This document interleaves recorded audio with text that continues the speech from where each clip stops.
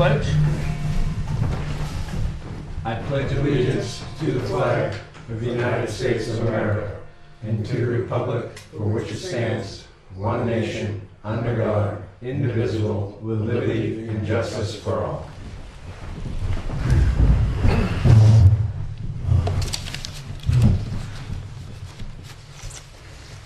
Thank you everybody for coming to the December 6th Planning Board meeting for the Town of Wakefield.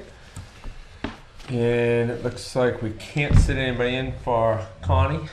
Is Connie still out of the liaison? That's right. So Johnny, you can't sit in for Connie, I'll get over it. even though you've been a selectman in the past. But do we have any public comment other than what's before the board tonight? Not hearing any. We have a public hearing on a boundary line adjustment plan application submitted by property owners Emmanuel and Clarina, Graca, for property at 71 Bonnyman Road, tax map 9-55, and property owned by Joseph Finicaro at 85 Bonnyman Road, tax map 9, lot 56. The applicants are requesting to adjust the common boundary line between the two properties for an even exchange of land. So is anybody here to present that, or are we good with what's here? Just we can look at it, see what we think. I know Victor's not here, it looks complete. Do you know? Everything is complete. Complete. Yep. Everything's been submitted and parties have been notified. Make a motion to accept the application as completed. Second. All those in favor? Aye. Alright. So that means the application is accepted. Now we'll review it, take a look at it.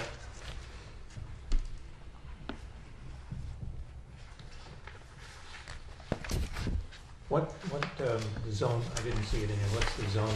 It's right on the lake, just off the lake. So it's It's gonna be, It's in, right, this is R2. Bonnie and Lake. R2. Oh, okay, the other yeah, side of yeah, the, right, okay. Oh, the other, Lake, Lake's like right. Oh, So it's in, it actually makes both So this is lots under more construction. conforming. I'm assuming they're doing this to get a better septic and something? Well, no, what or- it does is currently the garage is abutting the property line. This adjustment makes both of these lots more conforming. Yeah, They're non-conforming lots, but it gives it some spacing between the buildings and allows it, obviously this has this funky corner and this did this, so this would square this off and give them this. so they have enough room for their septic and everything doing this? This is, the house on the bottom is a brand new house. Okay. It's got all new septic. The other house isn't that old of a house, it's got all relatively new septic, so everybody's got room for what they need on their lots now. And like I said, it helps with the conformity of the lot, gives the setback takes the garage right off the corner of the lot that's existing. I think it gives everybody more functional land. We looked at it through the building. Makes sense looking at it on paper. Yeah, I mean, it's sort of a no-brainer on this one. No wetlands involved in that? Nothing that's, everything's built there that's gonna be built, I think, for now. And anything that would be built would have to go through the state anyway because of the location for shorelands.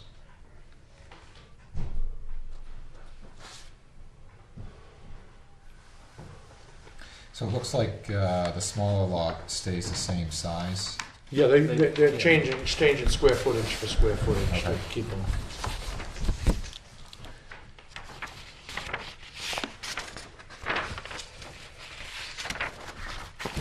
So the only problem I see is we don't have a plan here that can be recorded. We need a Mylar, yes. We'd need a Mylar to be recorded and certain, make sure all the pins are set and all those things that have to be on the plan. So we'll Millennium Engineer has surveyed it and I can get that Mylar report to you from Henry Boyd. You guys, we have it already, you say? No, he will create it once Oh. it gets approved. Okay. So it looks like it's just one pin that needs to be set, the others were already existing. Correct. I don't see any issues. When I spoke with Victor, Victor said if it was I'll make approved, the- the Mylar would definitely be coming. He's already spoke with the I'll engineers. make the motion to approve it as presented. Do you see any? Just that the note on the plan, we always make a note on the plan that it's subject to the bounds being set. If they're Right. set, he'll note that on the plan, that bounds have been set. Right. So just thought you'd want to put So I'll that make the in. motion with that in the notes, Yeah, with that condition. With the condition. with the boundaries being set. I'll second. Any further, oh, hang on one second, sorry. We're gonna hold that motion for a minute. So I gotta open to the public. Does anybody have any comment out there in the public? Not hearing any. Close that public portion of this review. So now we have a motion on the floor. Second.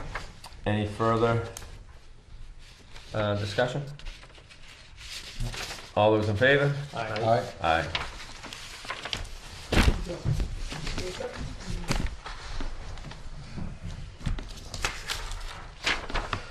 Okay, we got a conceptual review. We got Alan George and Mary McKillop, Thank you. Cotton Lane. You're welcome. Cotton Lane, tax map 133, lot 1, extension of a 50-foot right-of-way. How are you? You Good Alan? yourself? No, I'm Ray Bisson from Stonewall Surveying. How you doing, Ray? Alan is in Honduras. For some reason, he didn't want to come back for this. No? Might be a little bit warmer there.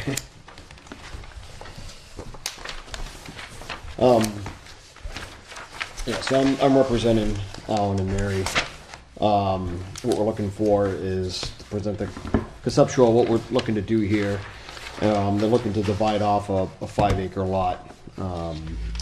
They own basically right now 67 acres, which includes Cottle Lane. They own that strip down to Stoneham. That's only about, we haven't done a full survey yet. You know, so what I'm using right here, Can you just explain this? So this is their property, the blue? yes, yep, the dark blue, And and this then, is Stoneham Road? correct. Stoneham Way. Well, Stone Road, Stone Way. Yeah, it used to be the old road maybe over here. So who owns that? Is that still part of the town or you figured That out? I don't know yet because I haven't really got into that. As far as I know, it's still part of the town. It's a dead end now, it's not open all the way through. Well, actually, you can drive all the way through. It's not plowed all the way through this time. Yeah, not yeah. You Because say you plow it, not the town? Huh? You plow it, not the No, town? I said it's not plowed all the Not, way okay, through. not plowed, yeah. Because we were up there the other day. there is I broken. was thinking last time I was up there, it wasn't plowed all the Right, way it's through, not so- plowed all the way through. Right. I mean, I was there I last remember year. rocks being in the way of driving through it. Yeah. So, I mean, that might be something that's newer. I mean, it was last year I was out here and I drove down through this way, and there was still patches of pavement going through there on the old way. The existing Cottle Way is about 33 feet wide. And I should just explain, this map is basically based off of an old Worcester Rust map.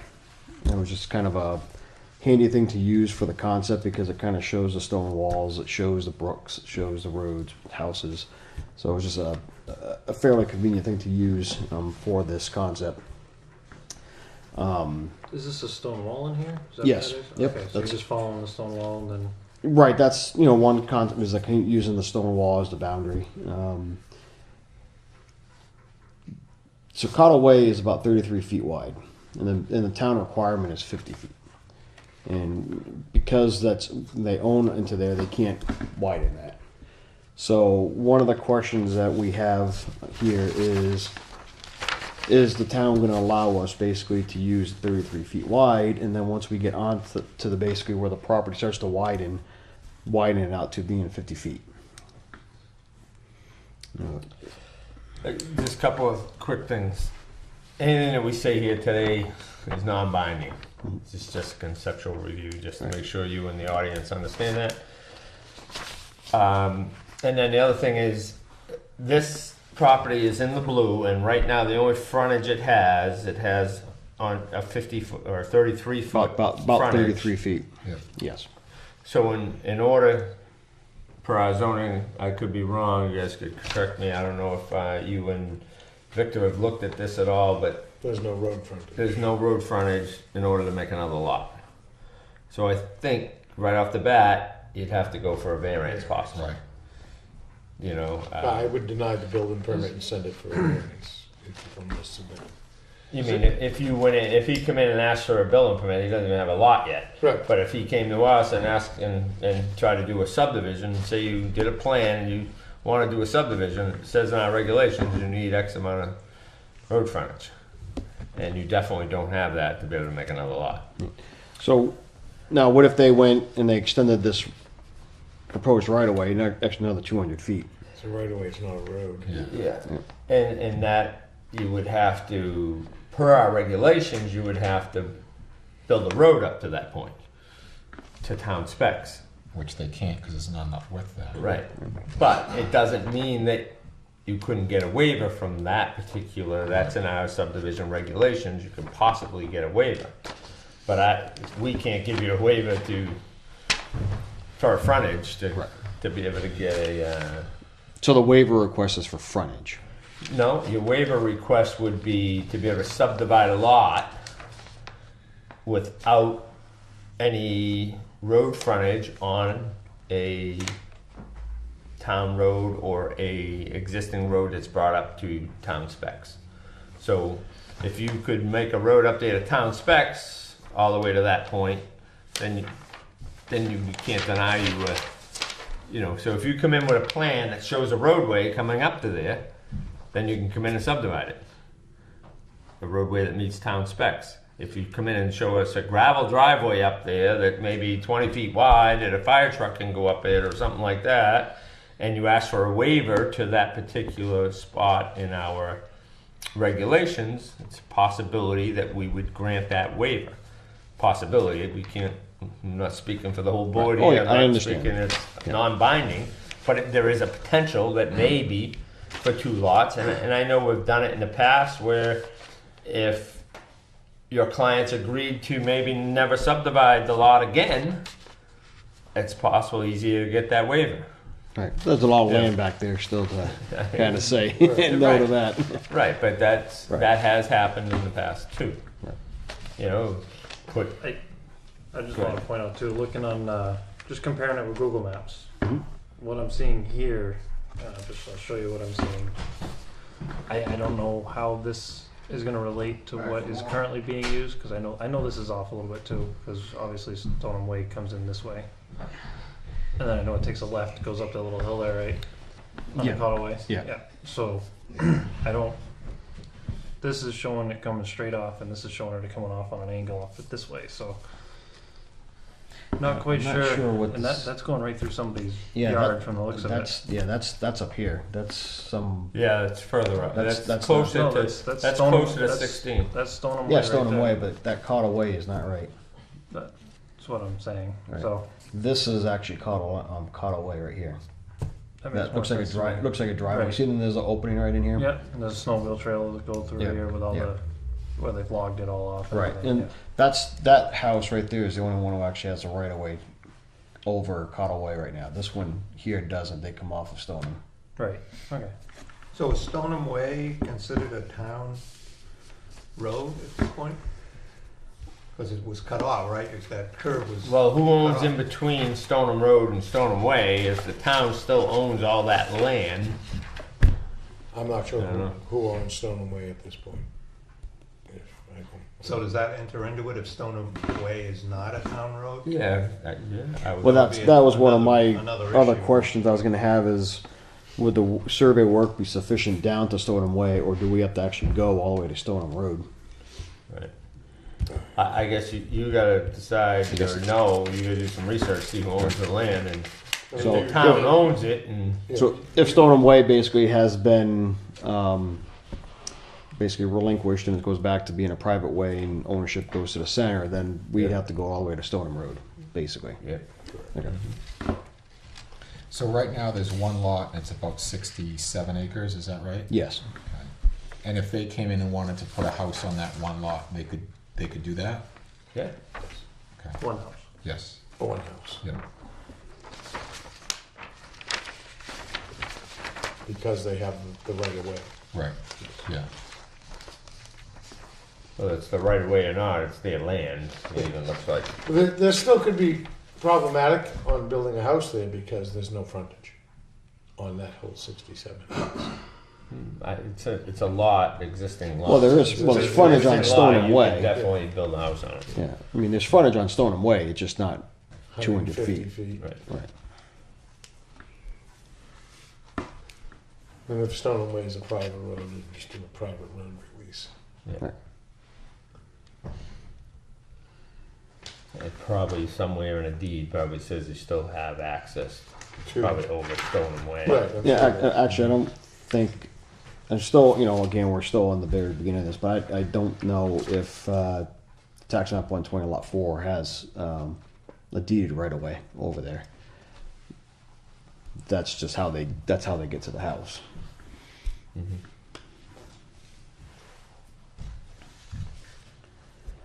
So the other question I was gonna just pose, based on the size of the property, I guess it would be one avenue is would this be classified as a minor subdivision? But the discussion is going on about the road. Your regulations basically say a minor subdivision is 3 or less, but it's on an existing road or right of way, and this doesn't fall into that category. But we're only doing one lot. So, I mean, if we were to get a ZBA approval for the frontage, would you be pushing this into a major subdivision for a one lot? Well, I don't know if it still says in our regulation or not, House is in that right away, and on the other side of it. but it always said if you Down to town. do a minor subdivision, then you cannot further subdivide your lot again. I believe it says should that in still it. be in there. Right, yeah, I don't see that under, right here. But this is just part of the Is that subdivision. minor? Is that under minor? What is that under? It's page 28 of the development regulations. It's not under minor subdivision though, is it? Under the minor subdivision category? Well, I mean, just right here, I'm just reading this, which says minor subdivision. I mean, it could be in multiple other areas, but right here it doesn't. It says division of a lot, tract, parcel of land, which would result in 3 or fewer new building lots, which does not require installation of any new roads, private or public, or the extension of any municipality-owned utility, sewer or water.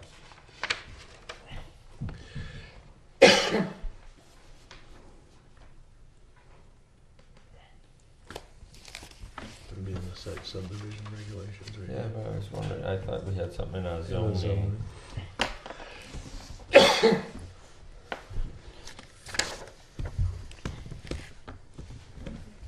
Base zoning.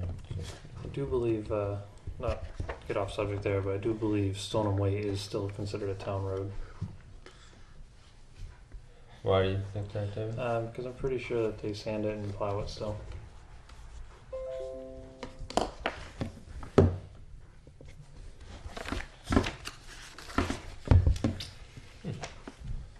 Maybe it's in our regulations, I guess. I thought we had something in our zoning about minor or major.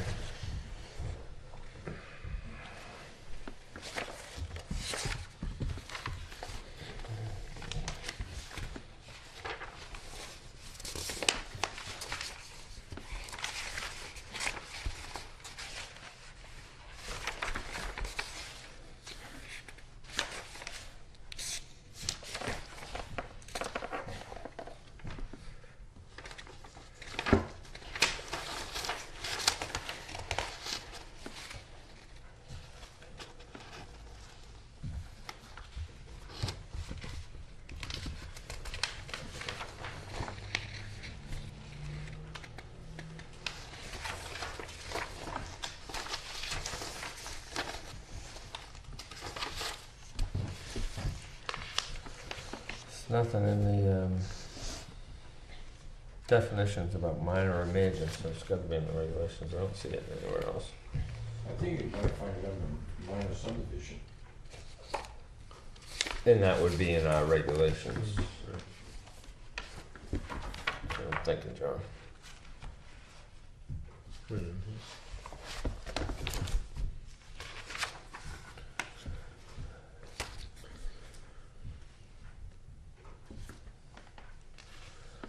Find anything, Doug? Not yet.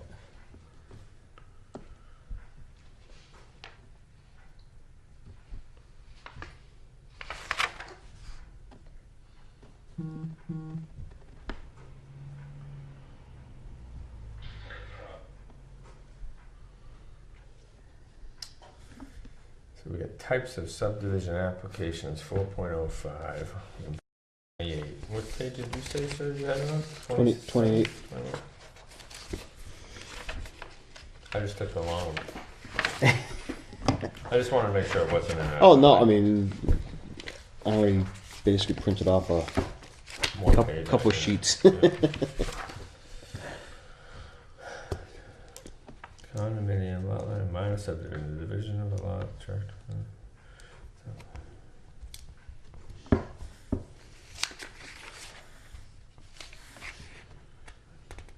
Okay, so that's type, but then there must be a minor subdivision.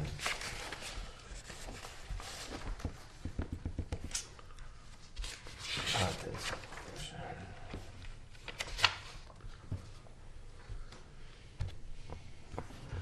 What is this map from? Which victim do you need? 1940. Oh, It's called the Blister Rust map. I'm looking. It says dam on here. I'm like, there's no body of water back there. There's a marsh. The dam must have been taken out. You can actually see where it was on the map. Mm. May have blew out. Probably.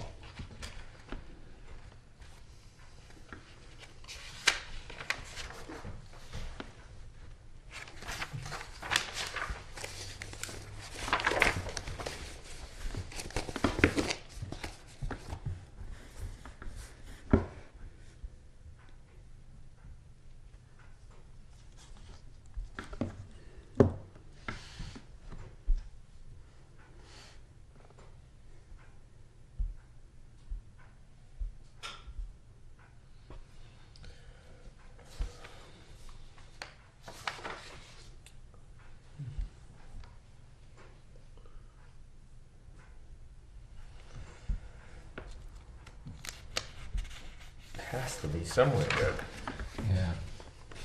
but I can't find it. Let's see. The reason I was Site putting plan it subdivision 11. It's not a page 11 here. Let's see. What were you gonna say? It's a John? The reason that was put in there was a person would come in with a big lot line, you know, big subdivision, or a big piece of parcel of property.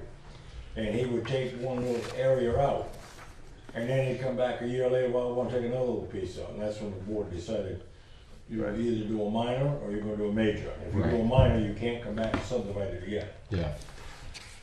some towns what they do is they basically, you know, if it's 3 or fewer lots, if basically once you cut off one, if you cut off 2, then next time now you're at the 3, so then you come back, you got to go to major, which includes those ones you've already done.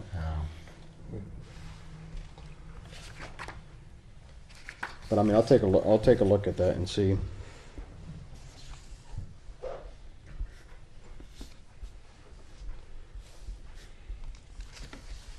Assuming this is agricultural, right?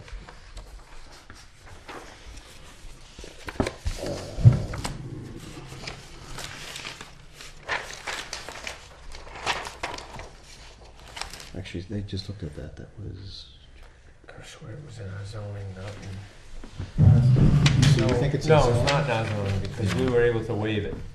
I think the whole back end of it's. No, what we were. Yeah. Okay.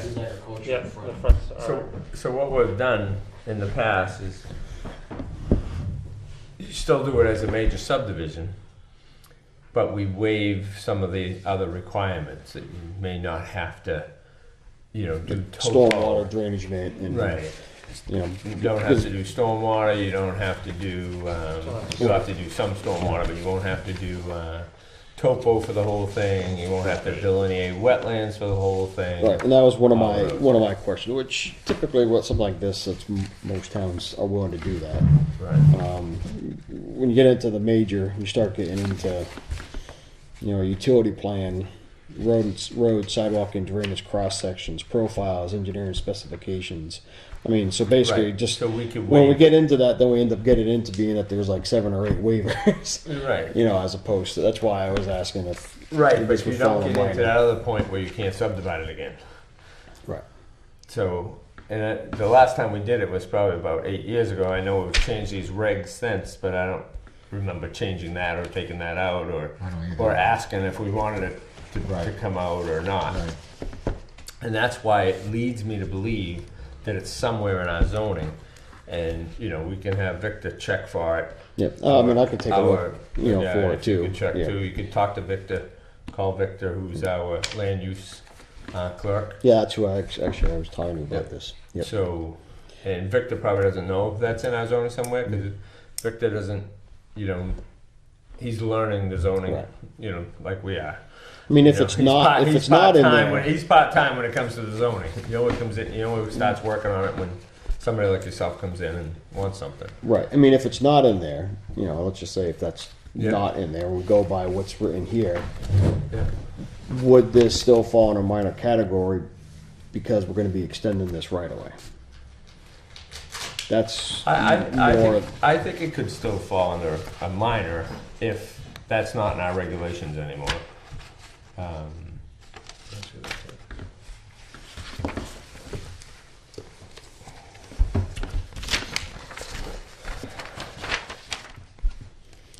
Yeah, because the plan is basically would be to do the full topography of the 5 acres, wetlands in that area, obviously steep slopes.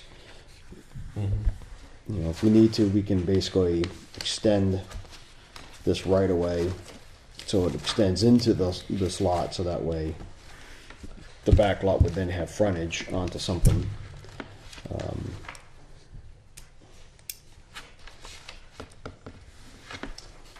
So right now, there's no house on this parcel. No. There's an old foundation up by where it says proposed 50-foot right away, Yeah. where it has the P. Up in that area, there's an old barn foundation, but otherwise, there's a pretty remarkable cemetery. Those slabs, I don't know how they pulled those out there. Is it maintained, the cemetery? You can tell. I don't think people have been out there for years. Not recently. Yeah. We have asked for an easement to get to the cemetery in the past. I know there is an easement on the deed, I believe. I There's don't know if one. it'd be worth it. It maybe it'd be more work than it's worth, but it might be worth it to see if we could do a adjustment, pull some land off of here to get that 50-foot access. Those two neighbors don't quite see Of eye to course. eye on that, so that I don't think would work.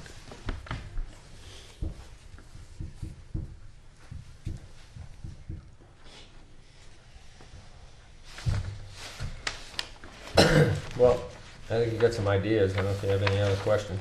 Yep. But, I mean, the big one is basically with the 33 feet. and I think you're gonna have to go for a variance if you're gonna subdivide. So would we need to get a variance on both the width of that only being 33 feet, not 50 feet, and the fact of the frontage, or is it just mainly the frontage? I think I both. think both. You're getting a waiver to the frontage, whether it's 33 feet or 50 feet. But you need 50 feet, But you also need a 50 foot 50 right foot of right of way. way, so you To need meet the town code for the road. If you're gonna put a road in. Well, but they would, I mean, if they have to put a road in, There's already one existing there now, though, isn't there? there is.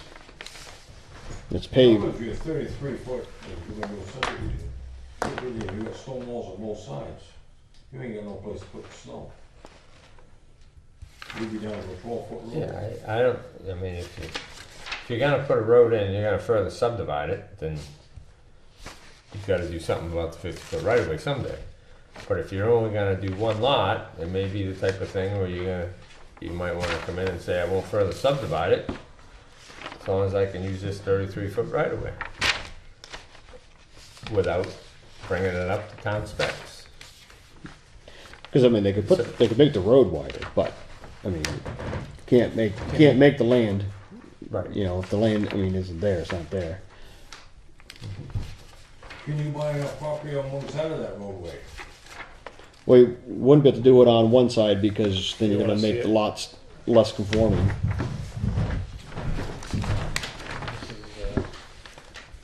This is what's existing, that's what we're proposing, so it's a little tight. Yeah, it would be.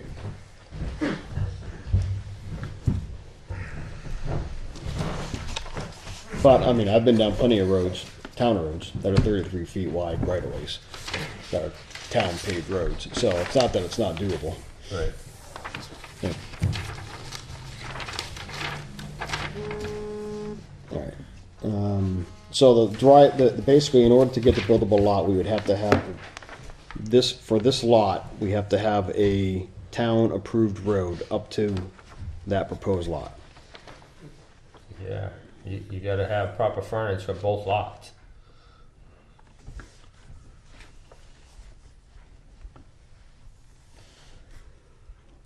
And do you know what the requirement is for that? I think it's 150 in this zone. Well, no, I meant, is it, 18-foot wide gravel? Is it 20? Our town roads? Well, for a town-approved road, what that would need to be. 24-foot wide hot topped, all the gravels, just like you do down south. That's 24-foot wide paved? Yeah. We've given plenty of relief to 22 feet, but 24 feet is our For a private way. standard. What zone is that one in? It's for a private way. The Whether roadway's it's in private way or not. R3 and the actual land in the back is ag. Okay. So agricultural requires 200 feet of frontage, and R3 requires 150. It's a dual lot. It's just that access though, really. So if you're gonna split that into two lots, you're really looking for 300 feet of frontage. Right, you gotta have 150 on Town spec would both. say- On both lots, gotta have 150 feet. Each. However you split it up there. That's the right of way needs to extend, like I said, farther into the lot. Right. Right. Okay. All right. And I don't know what that length is, but how far in are you going? Are you gonna need a turnaround? You're gonna need something. Well, the Cottle Lane is 475 feet. That's 475. That's from the, Talking extending it, what, another 300, and it might need another 150, gonna be 800 feet in there. You know, then you're gonna have to put either a hammerhead or circle. You know, and if you're gonna do that, then you're gonna be doing. you're gonna do that, A couple then, more then you lots. might as well end up, right, then you get into do a, the major and just do it all. at right, that's once. what's kind of strange about requirements like that, where you're basically forcing people to divide more, as opposed to if they wanna cut off one lot, they're being penalized, so you might as well go and cut off 4 or 5. That defeats the kind of the purpose of the, of keeping things small, Well, or Well, I doubt if it's a this 60 lot, acre lot. I doubt if this lot, right from the get-go, probably only had that right of way. Probably a lot of this land or other parts of this land used to go with this land, probably. it's been this way for a long time. I mean, yeah, it was. I mean, I think this in here came off in like 39 or, yeah. This up in here came out in 1939. Yeah. So it's been a long time since it's been like that.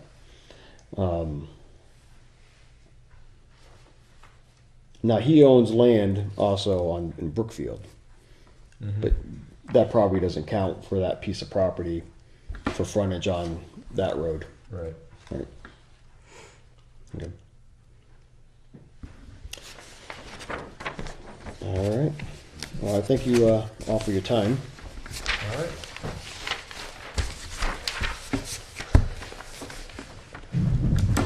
Thank you. Have a good night. You too. We got another conceptual review for Robert Hallahan, 161 River Road, tax map 124, lot 4, minor subdivision. Hi, Robert. How you doing? Good, how are you? Robert's been here before. Yes. And what brings you back? Basically, there was no restriction, there was restrictions on the property.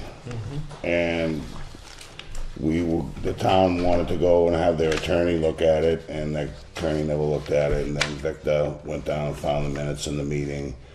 And I guess the only reason for the no further subdivision was because Gordon Davis probably didn't care for Ernie Bello and just blurted out no more subdivision. There's no other merits on the minutes.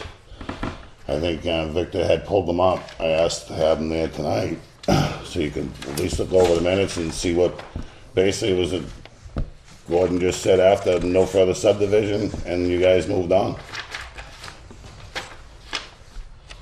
So we have the minutes here, guys. I meet all the criterias and everything.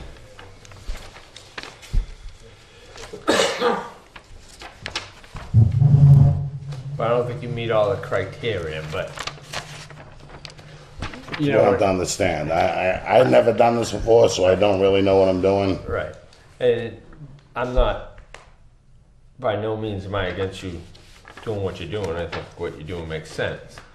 But you know, if you want to get into our zoning and criteria, you know, you'd have to stop back here at Acton Ridge Road and build the road all the way up to town specs Yeah, before you can subdivide off a lot. So, Okay. all right. So, but with that being said, I understand what you want to do, and that note on the plan is what we've asked to try to get researched.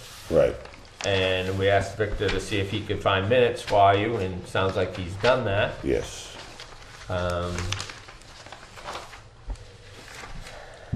We'll look at it right now.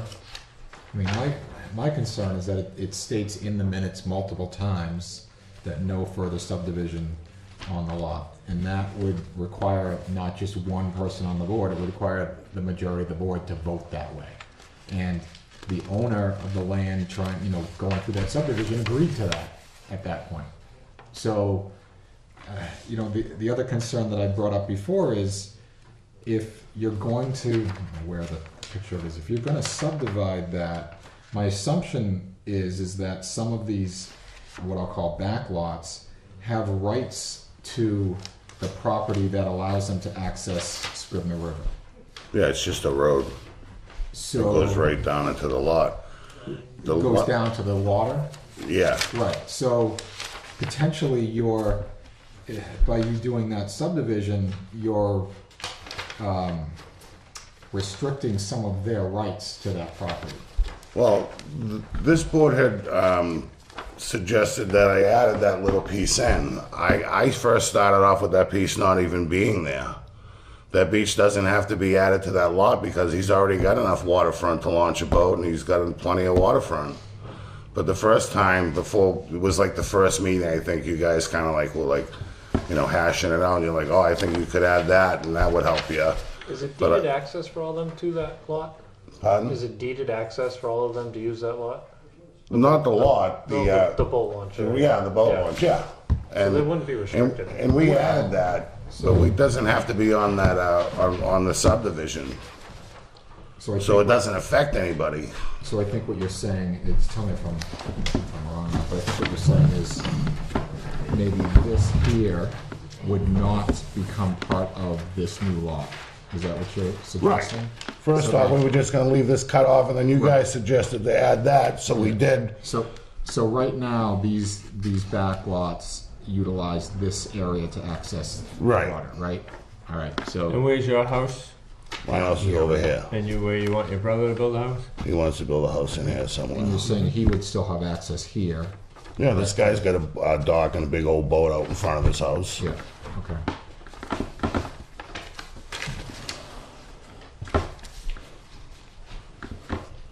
I would feel better about that. I mean, I think my primary. I think so concern too. It doesn't is affect that- anybody that Yeah, way. I don't. Right. I don't remember that. I may not have been here the I don't first remember. time you were in. Yeah, well, But I was we were in kind of like hashing it out. You guys were actually trying to help me figure out a way to do that, and that was one of the suggestions that came in. The only thing I had, I think, there's been other subdivisions of this parcel after that note. Yeah. After 91. Right. That's what it Right. appears anyways. Right. So We think, right? Well, I that's mean, what the map. based upon tax map, If so this, this if these were registered properly, then yes, there has been another one. right, and this lot right here is definitely different than this lot. Okay, they're only connected by this right of way that everybody uses. Right. Right on. They're separate lots. In my mind, Wow. they're So separate that- lots. But there's. I think you could There's argue like either six, way, six right? houses in between Because them. it was land that was never subdivided off, so it's technically one big contiguous piece still. I know, yes, it's a road, but it's still that. It's just the road happens to be going over that piece of the land. This is the one that you. Like I get your argument, but So my biggest thing is that it got subdivided. Why did this get subdivided after that note was on Right. that plan? right. And I gotta believe that There's those an are the, extra those are three. the minutes that they must have met some kind of criteria to be able to do that. Maybe it was just a board change. I don't know what it was, but 6 more lots plus got subdivided off it. Was it 6 or just 3? I'm looking. I don't have that map in my. This is the one that shows the current, right? Yeah. Yeah. So all the lots that were added up on this section of the river aren't on this, which was the 1991 map. Yeah, right. There's like 3 houses out Do you back know when of those that were lot now. changed? I have no idea. I know they were done after. That's all I know. So we have no minutes of anything being changed.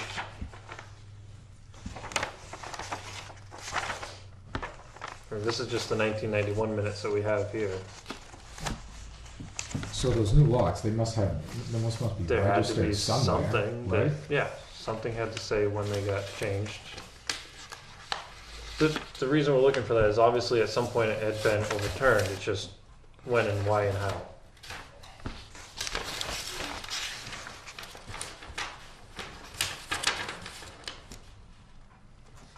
I mean, like you said, Gordon right here, I mean, this is right where he says no further subdivision to be done. Right. And that was basically you moved on. And that was the end of discussion of the whole thing. Right. So I'm kind of thinking that, I don't think not too many people cared for old Ernie Bello, and they probably thought he was gonna chop the neighborhood up. I'm just looking to put one house in there. No more Well, I further mean, all these new subdivision. lots had to be filed with the registry of deeds when they were created, correct? So we just gotta look up those lots, when were they created, and then look and see if we can find the notes to match. We don't have to do that, though. But we don't. We don't have to. They He have does. to do that. Yeah. We are, we had Victor look for this stuff on for the minutes. He's right here. I mean, if These you are all know from the something else, 1991. when this was further subdivided, he could look for minutes for that again, for that particular time. Yeah, they're on this section over there. Or you can, There was one more added in there. Yep. you're gonna need an attorney, and he could do some Yeah, so kind of they- investigating on the They thing. did a lot line. But you're gonna need an attorney to at least create in my mind, to create an association Change these lot lines. that will own this property and own the roads and agree to maintain the roads for everybody in there. That's me, I own all that. Yeah, but you're not gonna own it after you subdivide it. Why is that? I keep the roads, I keep the right of ways, all I'm trying to do is just separate that one piece of property. So it'll be. I still do all the connected to your- maintaining, I take care of the roads, I'm the guy that plows them anyways. So does well, that mean they're and John. connected to this lot down here? They're connected to your house lot? I'm sorry. Association for- Those roads Yes. essentially are part of this lot. Right. Who maintains that? Yeah. All And he's connected. still gonna Right. do that, he's just gonna make this one big lot, Right. Right. is So what he's the trying. roads wouldn't change. Nothing's gonna change, right? If- Just, If they're part of this, of his existing lot right, now, they'll stay that way. exactly. So the roads aren't a problem, and the other thing may be a The problem. maintenance is the problem. Yeah. Well, it's not, you're maintaining it now, but 25 years from now, those people are still Right. gonna own Well, property. just as we just went through this other guy. Yeah, we so gotta whoever buys the bring roads up properties, to don't they standard. just inherit what I had? You know, who maintains it? The neighborhood all kinda just pitches in, Well, yeah. we're all kinda like get along, it's a small neighborhood. you That know? works when everybody gets along. Yeah. Yeah, Yeah, but still, I mean, I understand that, you know, if people that are already there don't wanna be part of the association, yeah, That but might we be tried to pretty do hard. that, they didn't go, it didn't work out well. Well, there's a bunch of them down there chip in to pay for the maintenance on the road. Not only you, but it's, a bunch of people that raise money, come up with the money to plow it and stuff. Yep. Yeah, if the road needs anything, we usually just pitch in and everybody throws $100 at it and, everybody? well, no, actually, there's a lot of people that don't wanna Yeah, see, pay. there's the problem. That's, How do these lots like, where's their access? How do they get in there? Are they, the roadway comes in through here. So is this? which lots? So what is this, 32, 33, and whatever this one is here? So how do they get into their land?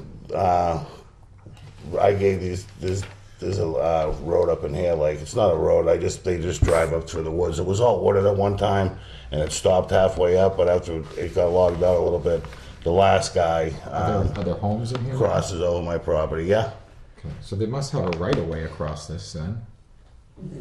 So we don't want to just wipe that out.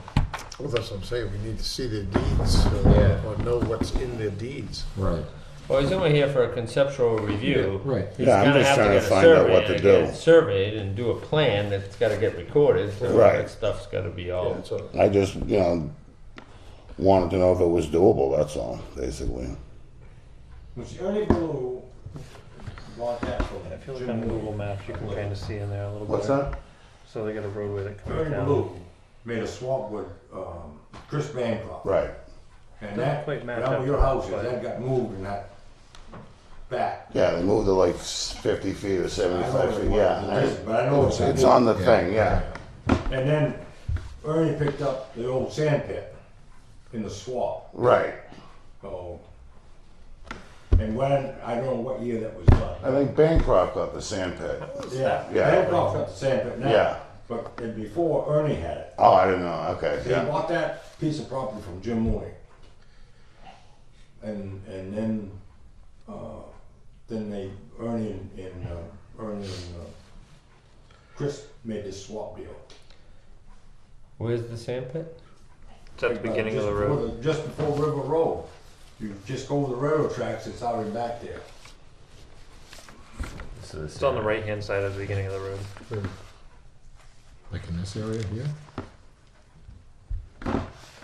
Acton Ridge Road. This is the pit right here, Right there, Okay. River Road. Alright.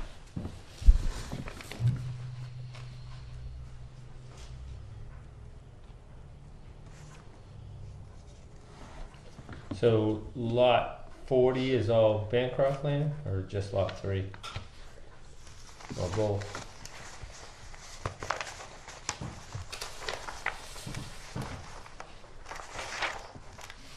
Doesn't really matter, doesn't pertain to I this. think it's on that, but If you come up off River Road, Tom, or Jim, or Tom, and then to the railroad tracks, from River Road to the railroad tracks, south on the tracks, that's all Ernest. Ernie who? oh, I'll what? show you. It's all Ernie Beluge? Yeah, I don't know. He don't Chris own it Bancroft. anymore. Okay. You can't see the railroad tracks, but this is, I know Bancroft's, right? Right. And who owns this one? Bancroft So he owns them both. owns them all. See, his railroad right here somewhere. Oh, okay. Is Yeah. that the road? Yeah. The red? Yeah, that's the Red Railroad. That's the old active. Oh, yeah, because there's where the brook goes across. Right. Yeah. But before, in here, the line went like, down like this. Yeah. So what Ernie and They Chris swapped did, it. they just did a swap.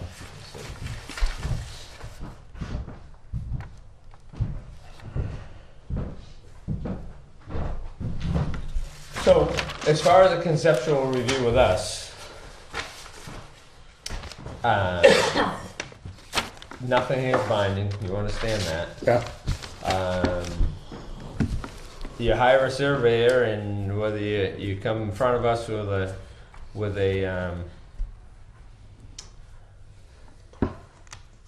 subdivision, we gotta look at it at that point. Are you gonna need a variance from frontage? Are you gonna need anything?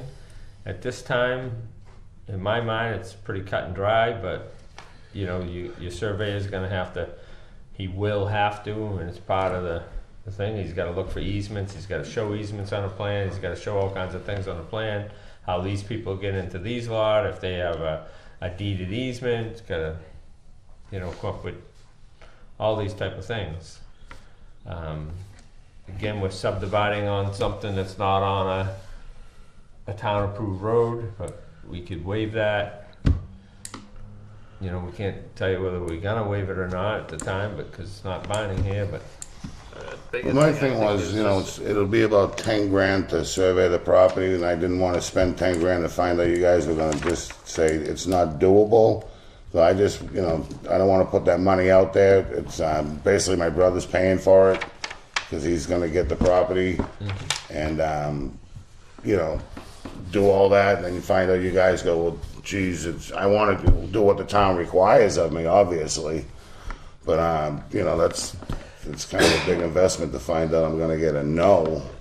I would be very curious to see So, how they am I got those safe extra doing it? lots. What's that? I would be very curious to know how they got the extra lots when it was already deemed non-subdividable. Are they Ernie's slots though, or are they just other people that sold them slots? Well, it's part of this land that's in 1991 that was subdivided, has had more lots added to it. So what I would do is find out when those lots were added, go to the registry of deeds, find out what date they were put in place, then start searching prior to that in minutes and see if we can find something that says what happened to change that. So it looks like that condition has been either waived or ignored Right. at some point after 1991. That's really your first hang your first and Because- major hang up. These lots in here are different now than they were on This this map. plan. Yeah. And these lots weren't shown on that plan at all. So Right. Nor is there a roadway going to those. Right, so this used to be 3 lots, no, 4. Four.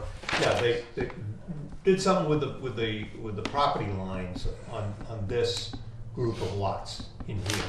And then they add, so all the land along Scribner Brook was re-subdivided. Or lot line adjustments. All lot line Yeah. adjustments were made and an additional lot added, so Right. there's 4 more lots here than there were before. Well, I don't know if I agree with that. I think there might only Some be old one. houses in there. Well, was- no, we'd have his lot So, here.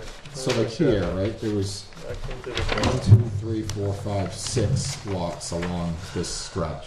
only had And 1, now there's 2, 1, 2, 3, 3, 4. 4, 5, 6, So there's 7. 2 extra lots, but the lot lines have all been moved. The lot lines have all been. there's 2 extra This lots. one here was just built 2 years ago. Right, there. so but what we're saying is that one there, which is right up here, and number 32 and number 33 are not on this map. This is the map that was approved in 91. Right. Okay. So how did those So- get subdivided? I would go and figure out from the registry when those were created, because that's gonna give you a date. And then you can go back and I basically figure gonna out. have Brian Berlin do this, right? Well, I mean, you can You could go up ask to the them. registry and they'll help you. You don't have to necessarily pay anyone to do that. Yeah. Okay. You can go up there with a tax map and show Go them back what you're with a looking date, for. we'll give you the books and you're welcome to research through the minutes of the meetings Yeah. to see if you Yeah. can vote. It's at least gonna put you in the ballpark, because right now, we've got from 1991 till now, at some point it changed. We don't know, we don't have any direction as to see when or where it changed, so, like I said, Well, maybe registry then of it's deeds, already you been can, that's waived. public knowledge. It's already been. Yeah, if you can find it in the Yeah, minutes and- that it's been waived, then we can, Then I'm okay. Yeah. well, then Well, you have more to work with. Yeah. That's a start. That- That's the big So a one. lot of the legwork, like you can do it yourself if you have the time to do it, and you can save yourself some money. And they will, like, my experience has been, if you go in there and say, "Hey, I need some help. I'm new to this," they'll help you, Oh, yeah. right? And same thing with down here. Yeah, Hey, we'll this give you is- the books, you tell yeah. us the year, or the, Right. we'll give you So that would be year's the last 3 lots. I think, like Dave is saying, that's probably that's the first thing that might be worth Might be the investigating, right? easiest. When did those get subdivided? You find a year and an approximate time, then you can go back got and, some and legwork. find the minutes and try to figure out what transpired. If you just go to one of your neighbor's deeds in, Yeah. in one of those lots, it Yeah. should say So a 30, map and lot. and When you're gonna that- be A looking for book and 32 or page, should 33. say a book and page, and you look up the Especially. book and page, and That's what it'll I'm show saying. the plan Show you when of when was it gets created. subdivided. So, And then get those dates and then come back and then go through the town meeting minutes. Well, Yep. Brian can do that for you, but yeah, you gotta. Right. I mean, but you can I just, I don't know what I'm looking for, and I well, basically want to make you're it happen. looking- I don't want to screw myself because I don't know what I'm doing, Well, right? you know the names of who subdivided the lot, so that's what you're looking for. Is you're looking for a change of a subdivision. You'll With get the the, map and lot, if you're going through the minutes of the meetings, you're gonna be looking for that map. yeah, and just lot. the map and lot numbers. And that would be those last And when 3 you go to houses. the registry, the easiest thing for you to do, because we know these 2 lots are definitely new to the whole thing, 32 and 33, and 34. Yeah, Those this these guy are. actually goes right through here to Yep. get into his property. But what I'm saying is these 3 lots are going to be new deeded lots, where Okay. these are all going to show up on the old plan. All right, so These might have had lot line adjustments, changes to boundary lines and so I on. just need the dates when these lots Right. were created. That's just, basically. that'll speed up your search. All right. It looks like when this was done too, the other lots on the other side. No, I guess those are there too. The other lots were there, just, Yeah. But it almost seems like this note was created when they did a boundary line adjustment. Which note? This note, when this plan was done In What do you have? in 91. in '91, they did. This is a boundary line adjustment. This is the new boundary, Oh, boundary line revision, right? This wasn't Yeah. a subdivision plan. right? well, that was for Ernie to do Right, the right. the pit.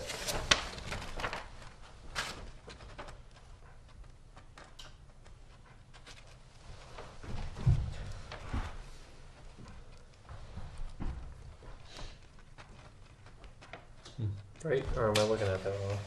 I don't know.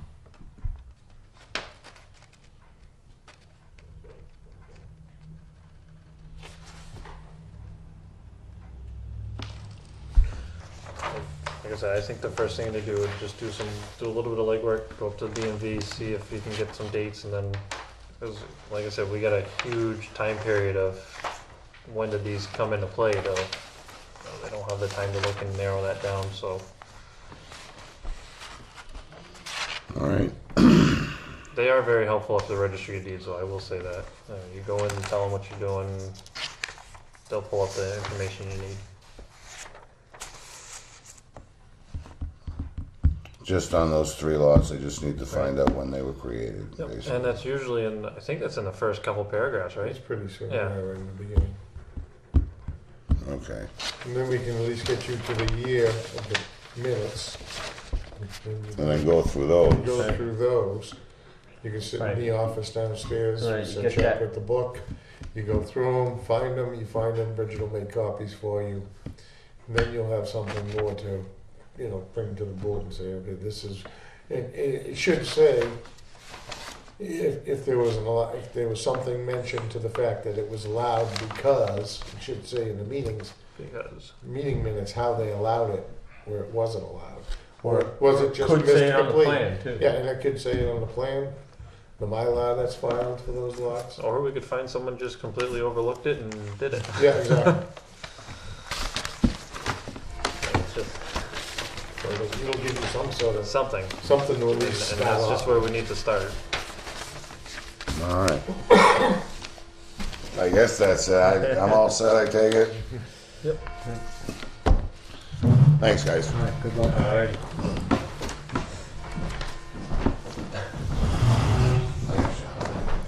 So, now we have some board business. Proposed 2019 warrant articles to amend for the Wakefield zoning ordinance. Those are in your packet.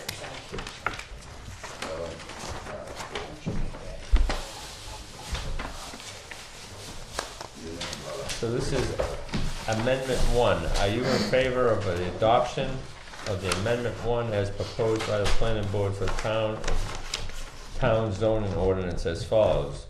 Amend Article 3, Table 2 to increase the minimum shoreline setback for standard lots in a residential 2 zone from 30 feet to 50 feet to match the state standards, and to delete footnote 7, which explains that the state setbacks currently supersede the local setback requirement.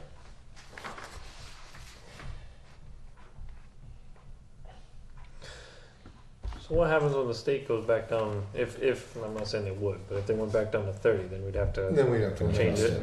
And we can amend it back.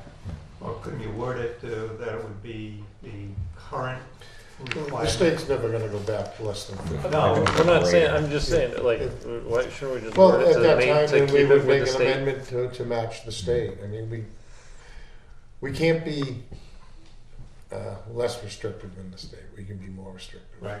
So if you could leave, if they went back to 30, you could leave it at 50. Right, You couldn't go to 30 if they're at 50. right.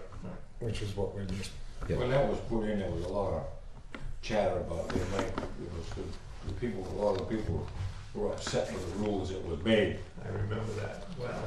Yeah, and it wasn't that, it was people who were worried that all their lots are gonna come, everybody that's Hey, some Got a standard camp lot. that- right, have a sudden, it's gonna become non-conforming, and there was a discussion for months. Yeah. But maybe, I mean, if we put it out in front of the voters now, the voters are gonna get 2 public hearings on it. Yeah, I'm good with the way this is written here. yeah, me too. Right, and so what I think we should do is just have a consensus whether we want this particular one to go to Rick to get reviewed. you let me know which ones you want, and I'll check them off and send them to Yeah, them. and do you want to do that now for each one? Well, Or do we we've want to go got through the time. whole thing and say, We should go through all of them, I would Yeah. say, but I would say this So- one we're okay with sending it to Rick. yes, Yeah. I would say yes. So Amendment 2. Are you in favor of the adoption of Amendment 2 as proposed by the planning board for the town zoning ordinance as follows? Amend Article 11 and Article 33 to update the definition of manufactured home to include recreational vehicles placed on site for greater than 120 days instead of 180 days.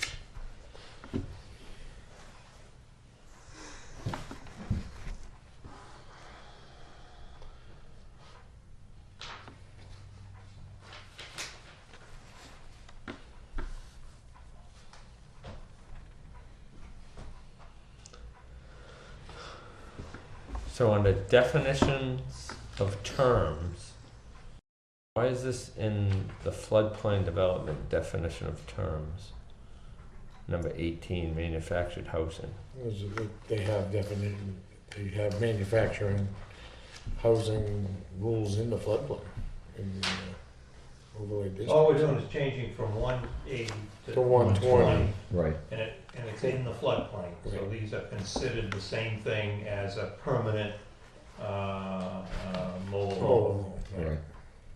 if they're there more than 120 days. right, because the 120 days is what we utilize as it'll come up later on as the private campsite. Okay. So we're trying to then keep become everything consistent. to be consistent. Right now, they're not.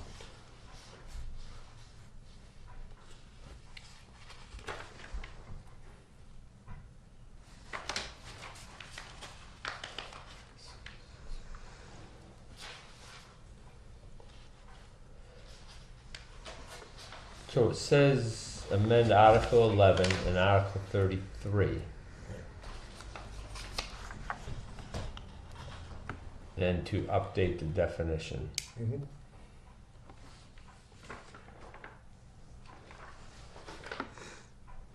So those are the three spots. It goes from 180 to 120. Correct.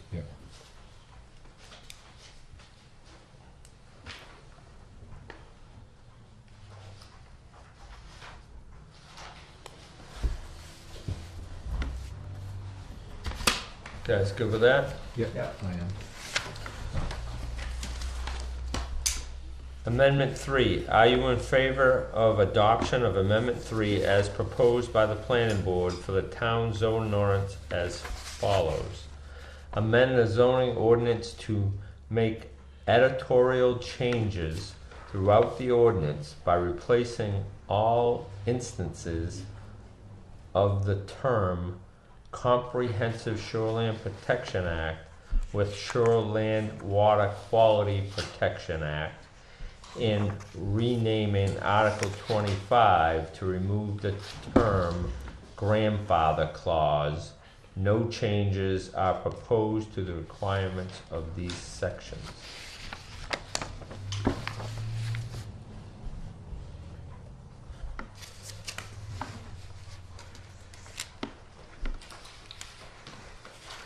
So you explained before We're just changing the name to what it actually yeah, is. but the grandfather clause part. It doesn't really, there's no such thing as a grandfather clause. It's either conforming or non-conforming. Right. Yeah. Grandfather clause is a slang word that's misconception. You mean like Santa Claus is a slang word? Like in God We Trust is a slang word? Those type things? No. Is that what you're talking about? It's just, it's a very confusing term, Yeah. so we want to stick with conforming and non-conforming.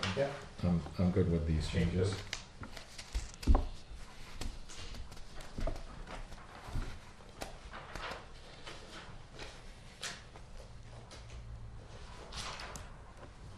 So why does Article 25 say grandfather clause now?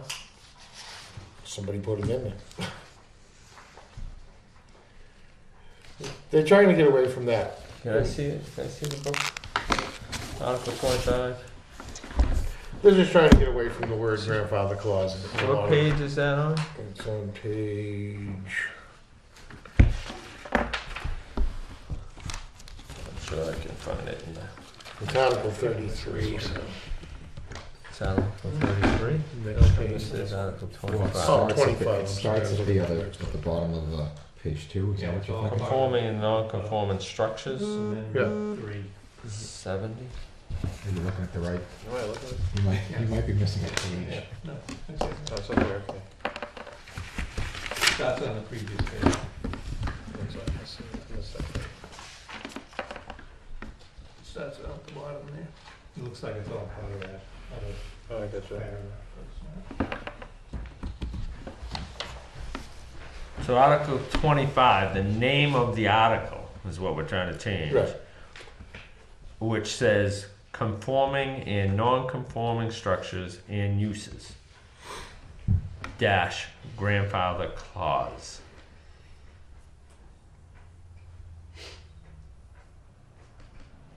Why would it be there? Because grandfather clause was used for years and years and years by towns, and now they're trying to pull it out of the zoning because there's really no such thing as a grandfather clause. It's either a conforming use or a non-conforming use. There's no such thing as grandfather clause. So there seems to be a couple more Places that it says places as grandfather. So, sorry, page 12 in footnote 6, it says reduced to 10 feet for pre-existing, and then in parentheses grandfathered Right. non-conforming lot. So, So we should remove it I think anywhere. so, right? Yeah, so where Yeah. was that, page 12? What? yeah, so page 12, footnote 6. Okay, We already have the one that's in the Article 25 title. okay. The index, right, for Article 25 says grandfather clause, but hopefully that would be part of the. Yep. And then somewhere else, hold on. Why is it? Why can't I find it?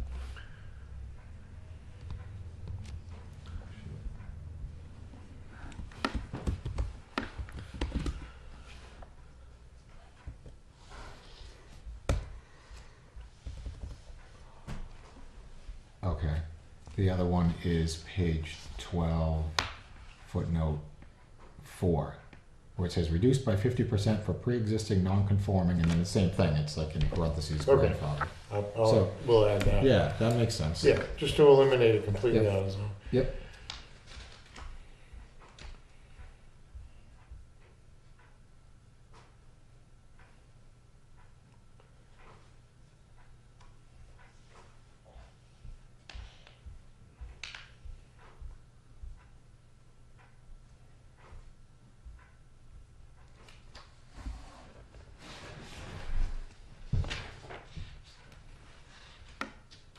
Would you just do a search for that word, Doug? Yeah.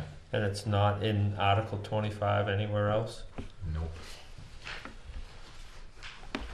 No, it's not. When he Oh, does is the that search, it combined pulls or the just whole. grandfather? I'm sorry? Is that just the word grandfather? Yeah.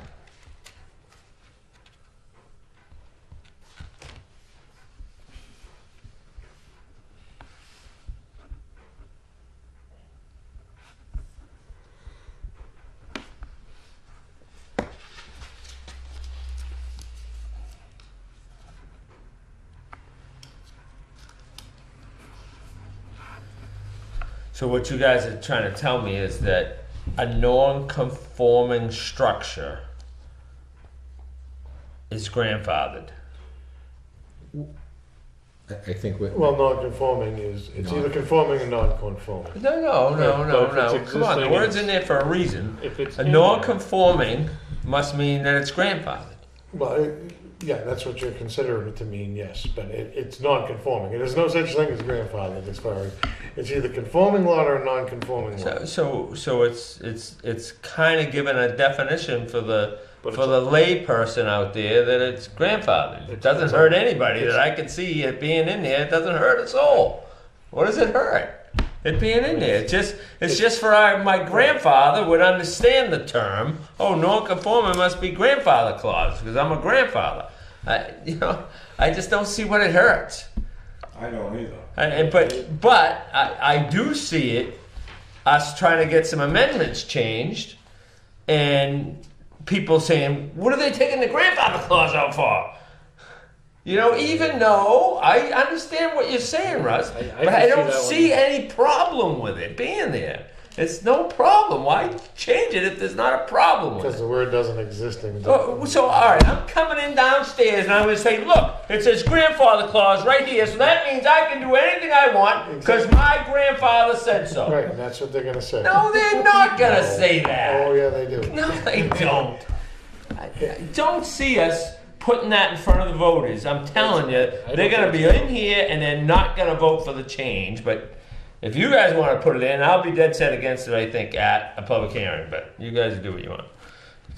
If you want this article to go on to the attorney. I don't know. It's clarification what a non-conforming use is. It's all it Right. is. All it is It's just stating that clarification. it's not a bad non-conforming, thing. but it's existing and it's allowed because it's existing. It's not grandfathered, it's non-conforming or conforming. It's either allowed because it's a non-conforming lots have stipulations of why they're allowed. I can tell you that everybody I know in this town that would be going to the vote would see that being removed and they'd red flag. So, two of you are gonna vote against it, even if Doug and I were in favor of it, it fails. No, because Well, Connie no, could. it could still. Yeah, Yeah, and it's a public. It's going to be a public Yeah. hearing on it. Yeah. So I mean, Yeah. But So, I'm tending to agree with you as far as it's not hurting anything either way. Exactly. Unless you can come up with a convincing argument to us that says, geez, I'm dealing with this X amount of times a week or year or month, that it's really causing some problems. And I'm not suggesting it's not.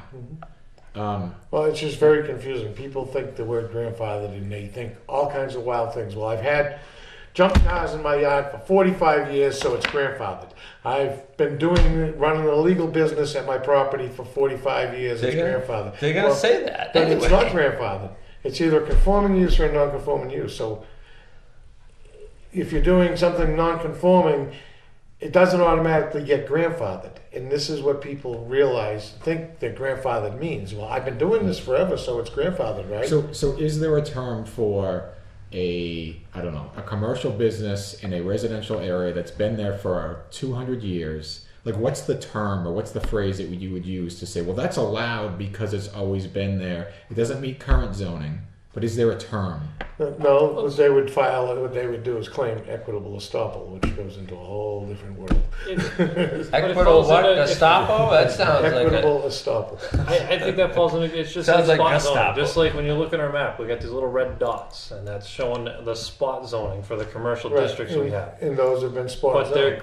grandfathered because they were in place when we When put zoning was in. done, they Correct. were non-conforming, not I- grandfathered. They were Non-conforming. non-conforming and So allowed. we made it conforming to put those in. Right. So now, if somebody claims, and we have no proof on that map, well, it's grandfathered because I've been doing it forever. Well, no, it's either conforming or not conforming. There's no such thing as grandfathered. Unless I can prove it was done prior to 1980 or whenever it was we put the zoning in. Well, it was up to them to get it approved when the zoning was put in.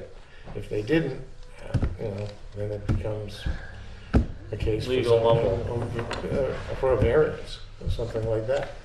Because, you when guys, zoning got put in, whatever was existing. right? Right. It didn't mean they had to You change. didn't have to prove it or nothing. No, but it was existing then.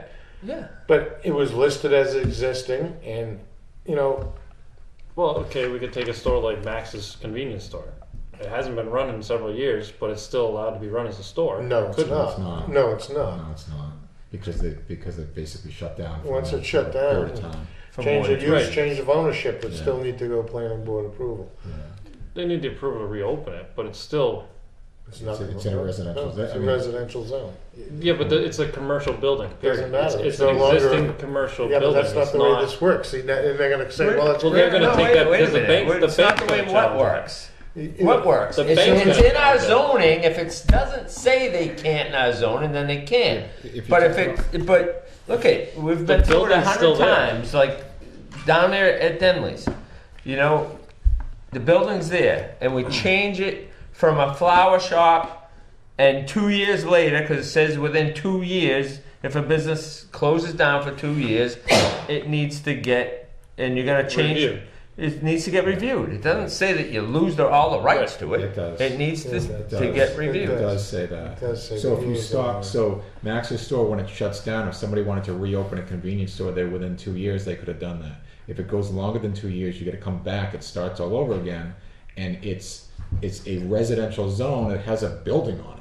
That's But it it. has a commercial That's it. building that hasn't gone Yeah. anywhere. It has a. You it has a can't building. you It can't has a go to a building. bank and get a loan on that as a residential structure That's because it's a commercial building. So that's it's it's 4 walls and a roof. Who says you couldn't convert that to a house? Right. It's not a commercial building anymore in the eyes of the town. It's a Right. building. Now that being said, like that's come before the ZBA. I'm a couple sure of times. right now, after 2 years, the town doesn't go in and start taxing the people for a house. They don't start It's being taxing the taxed- it's being people for a taxed for a house. building. And I don't know how we got there from grandfather, but I can tell you, if somebody wanted to open a store there again, they come before this board, and if they can show us in the zoning how it meets it, we're gonna approve it, I'm sure. we couldn't. But if it We doesn't, couldn't. if it says that we can't approve it, then we won't. It's- But I don't see that having anything to do with this grandfather clause. Well, Well, he said it would be grandfathered because it was a store. It wouldn't. And that's where You'd need- you're asking me how it gets confused? wasn't. This is Nothing- exactly nothing why conformed. I No, want to see it not removed. conforming or grandfather clause. It's just clarifying the non-conforming part. You're just telling it's non-conforming or grandfathered. It's non-conforming or grandfathered. They're both the same This definition. is exactly why we've suggested it to be removed, just because of this discussion. He saw it as grandfathered, he'd be in there saying it's grandfathered, it used to be a store 5 years ago, it's not grandfathered. Well, it's not necessarily saying that it used to be a store. It's saying it's been used as commercial property since it was developed. But he's saying the same thing if he used non-conforming. The word It's non-conforming. a He's saying the non-conforming same lot that's thing. been used as a store. It's saying the same thing. So get it in your mind that it's the same thing. Grandfather clause is the same thing as non-conforming. Because people are gonna say grandfather forever, and I think it's the wrong thing to put in front of the public to ask them to take that word out, because then they think they're losing rights. When it's the same rights, it just clarifies it in their minds. That's all. So if it's not clear in your mind, then maybe you got to get educated to say they mean the same. It's not that hard to tell them that it means the same, Russ. In my mind, it's not that hard to say non-conforming means the same as grandfather clause.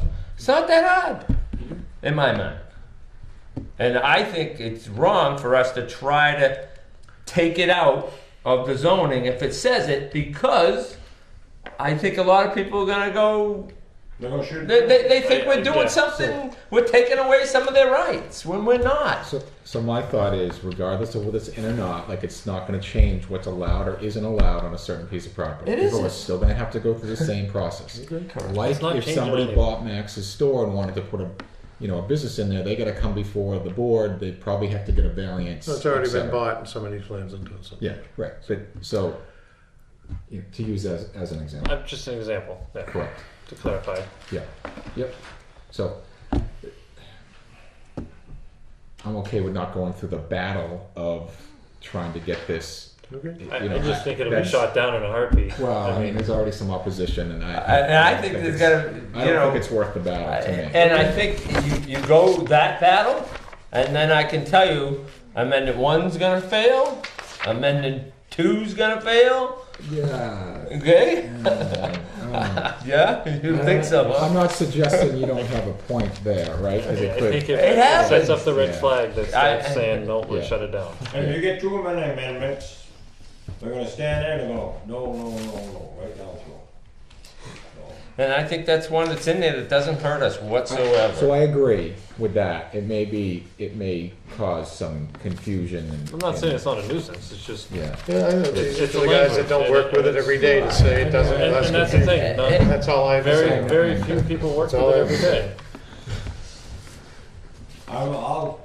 When I lived in Jersey in '67, they passed a zone. What do you mean? You're a native. You live in Jersey? Is that where you got your hair Every done? time. But it was, this truck outfit I worked for was up on a mountain, and they voted in zoning. They've been there since Hector was a pup.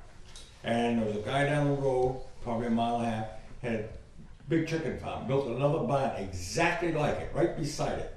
When zoning went in, they run him off the mountain and they closed that chicken coop down. That guy never had put a set of chickens in that new building. And it was built before zoning went in. Zoning's only as good as the people sitting on the board.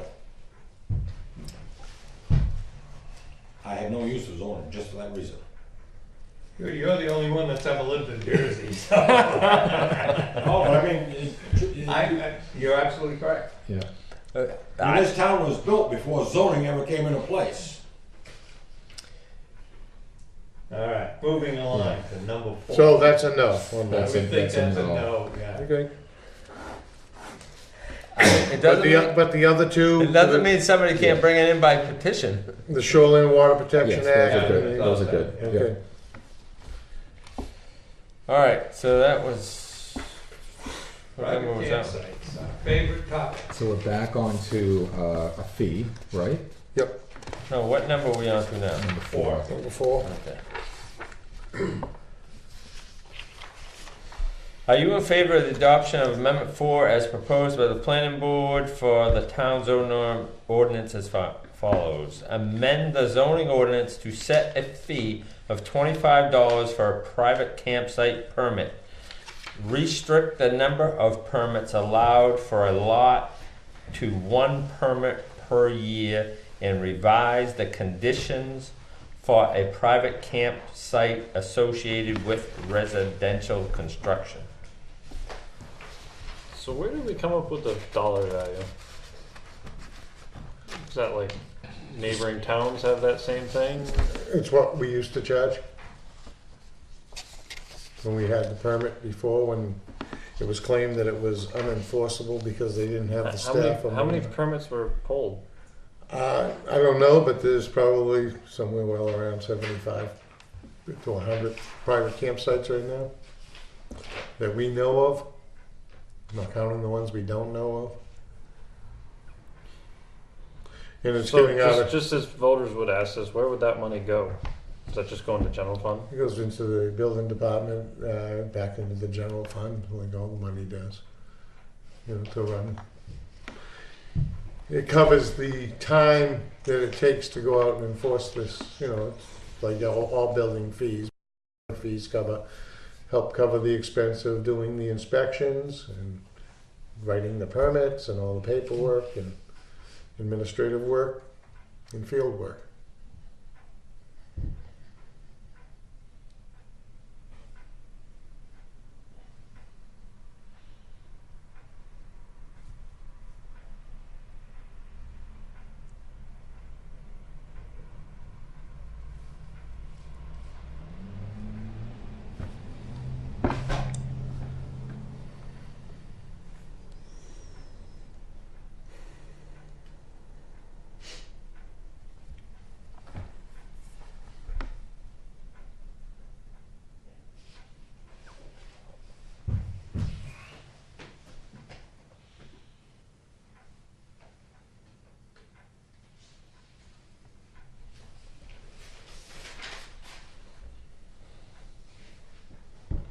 So at the end of their 120 days, if it's a mobile unit, they just need to close it up? Close it take out up, the sewer road ready, line? road ready. Means basically septic disconnected, water disconnected, electric disconnected, just like you're storing a camper on your property while not in use.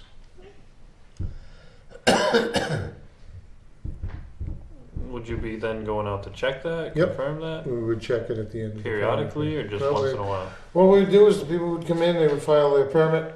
At the end of the 120 days, pop-up would come up on the computer that their permit is expired. At that point, one of the inspectors would go out and verify that it has been disconnected. But not, a violation notice will be issued.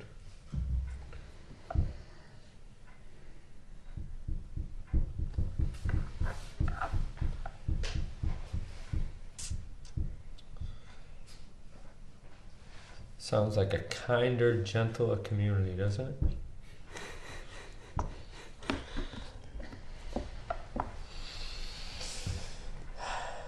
So the only question I have is that substantial construction, I know we talked about that the last time, that's a term that, That's if you're building a Building a house. house. and yeah, you're- I understand that, yeah. So. I know you Substantial had that- construction for the first 180 days is the foundation and the ground capped. Okay. That's what we And that's consider it in Anybody doing that would know that was. the. Well, we would let them know at the time of Okay, issuance of the permit, Okay. what we're gonna be looking to see. In building, all building permits, and this is state RSA, all building permits, if you come in and you pull a building permit, 180 days goes by, I drive by, you've done nothing, your permit's gone, it gets suspended. Okay. You have to do substantial construction, and that's every 180 days. All right, it doesn't say substantial completion, it says No. substantial So construction. what's going to be considered substantial construction? I just said. Well, I mean, moving dirt on site, foundation No, a work. foundation in the ground and capped is the first 180 days. Okay. Second 180 days is walls up, weather tight. Basically, there's a, I don't know how it ever happened, and we just put an end to it. There's a person in town that's had a foundation in the ground since 2005, and they've renewed their building permit every year, and nothing has ever been done. Well, I've suspended the building permit and sent them a notice telling them that basically everything that they've submitted is no longer, it's all gone, and they need to reapply, and if they do reapply, then they will be checked for 180 days for substantial construction, because, you have to build something, and that's a state RSA, and we have to enforce the state RSAs. And what this is to stop is people to building a foundation and moving into the foundation, which happens in some communities, used to happen here.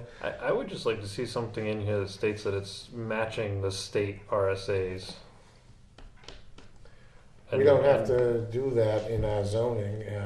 The state RSA, it doesn't matter whether this is in here or not, the state RSA supersedes this, and I'll enforce it. I know either that, way. but that's what I'm saying is because then it would just explain it to people that we're not trying to change and make up new rules. We're just trying to match the state.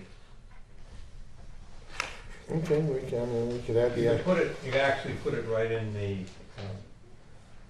the description. Exactly. In conformance with RSA, okay. blah, blah, Right. blah. That way people looking at it saying, well, it's a They state, understand it's a state statute, not a that's town. something we're changing.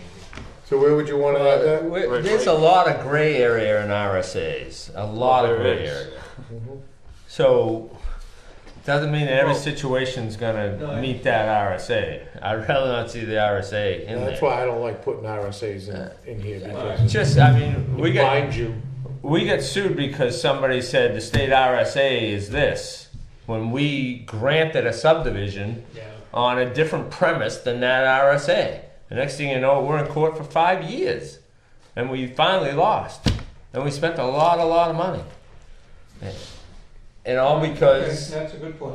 because somebody come in and said that doesn't meet the state RSA, and we subdivided it, the land, and gave somebody an approval based on a different assumption, not what that had nothing to do with that RSA, nothing to do with it. Huh? Okay, it's a good point. It's just.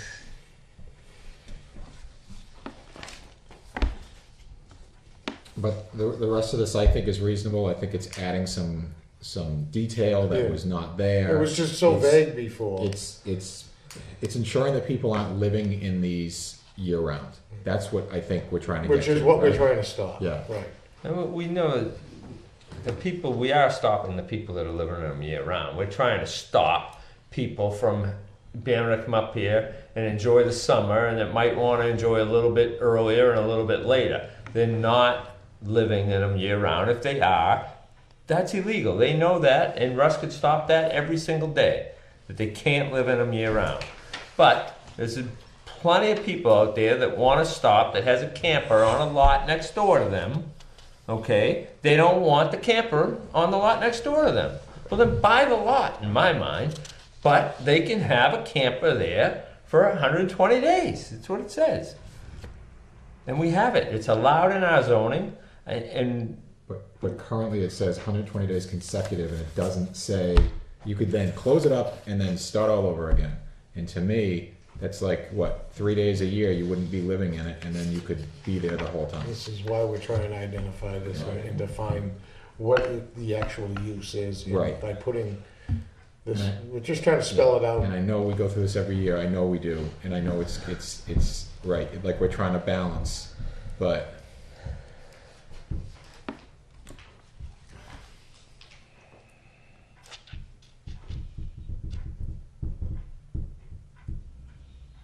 So the existing zoning already says 120. Right. right. But you could. It doesn't Always say. says consecutive. Yeah, Okay. the existing zoning doesn't require a permit, Right, okay. so So we have no control over that 120 days. correct. This way here, we'll know when it started, when it's supposed to end. Right. I was, why did we take the fee out before? Because the Started. building Thought it was inspector taken. said it was unenforceable. Right. That's why we took the fee out? Yes. Yes. Yes. They took the permit out, the whole Yeah. permit and fee out. Because Nate said it Because- wasn't. No, we never took, Well, the the permit and the fee. Yeah.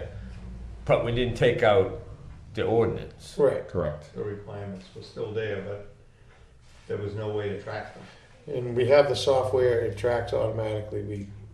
The software's been there, it's just nobody was using it. The department now fully uses the software that we have. When somebody comes in and files for a permit for a camper, we'll put it in. We put the markup note in there, the date it goes in. At the end of the 120 days, we come into work in the morning, the administrative assistant's computer, my computer, Victor's computer, all tells us that their 120 days is up. Triggers us to say, okay, we need to go out and do an inspection within a couple of days to see if this has been shut down. Can somebody come in February, pay the fee, and say, "I'm not going to open it"? I want to start at this date, until June 1st. right, and we'll issue a permit from June 1st to this date, and we'll put the markup in there so it tells us when it expires, when it starts, and the permits will be posted like a building permit. We will ask them to put them in the camper window, visible from the road, so as the inspectors are out doing their thing, if you drive by one, you look up, you see it, you know it's permitted.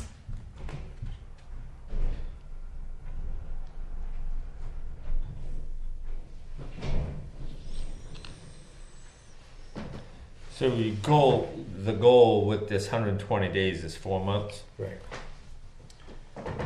May to September, something. Right, so Yeah. it should be like 123. Because some months have 31 days in it. It's just this thing's been a nightmare since we put it in 15 years ago, 12 years ago, and we said it was gonna be a nightmare every year since, and it's doing well. No, we're just trying to get some of it greater. To define it, So can I bring something up? Maybe a suggestion. So I think some people would probably utilize a camper from Memorial Day weekend until maybe Columbus Day weekend.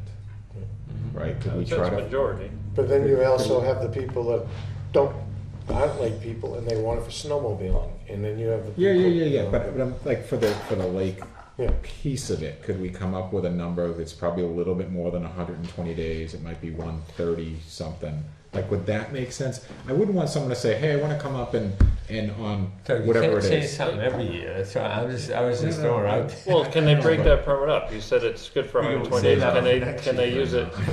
There's 120 consecutive days is the way the zoning is Yeah. written Right. now. Yeah. So we're just trying to get a permit process in place and Well, define.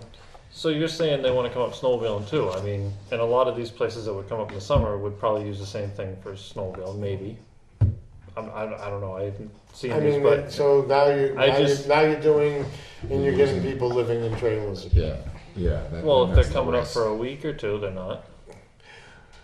I think I would leave it 120 days. I think no matter what, we're making a square box for a round hole.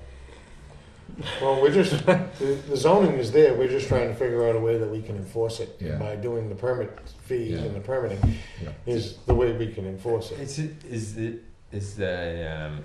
private campsite actually in table 3? Yes. It's allowed in every zone.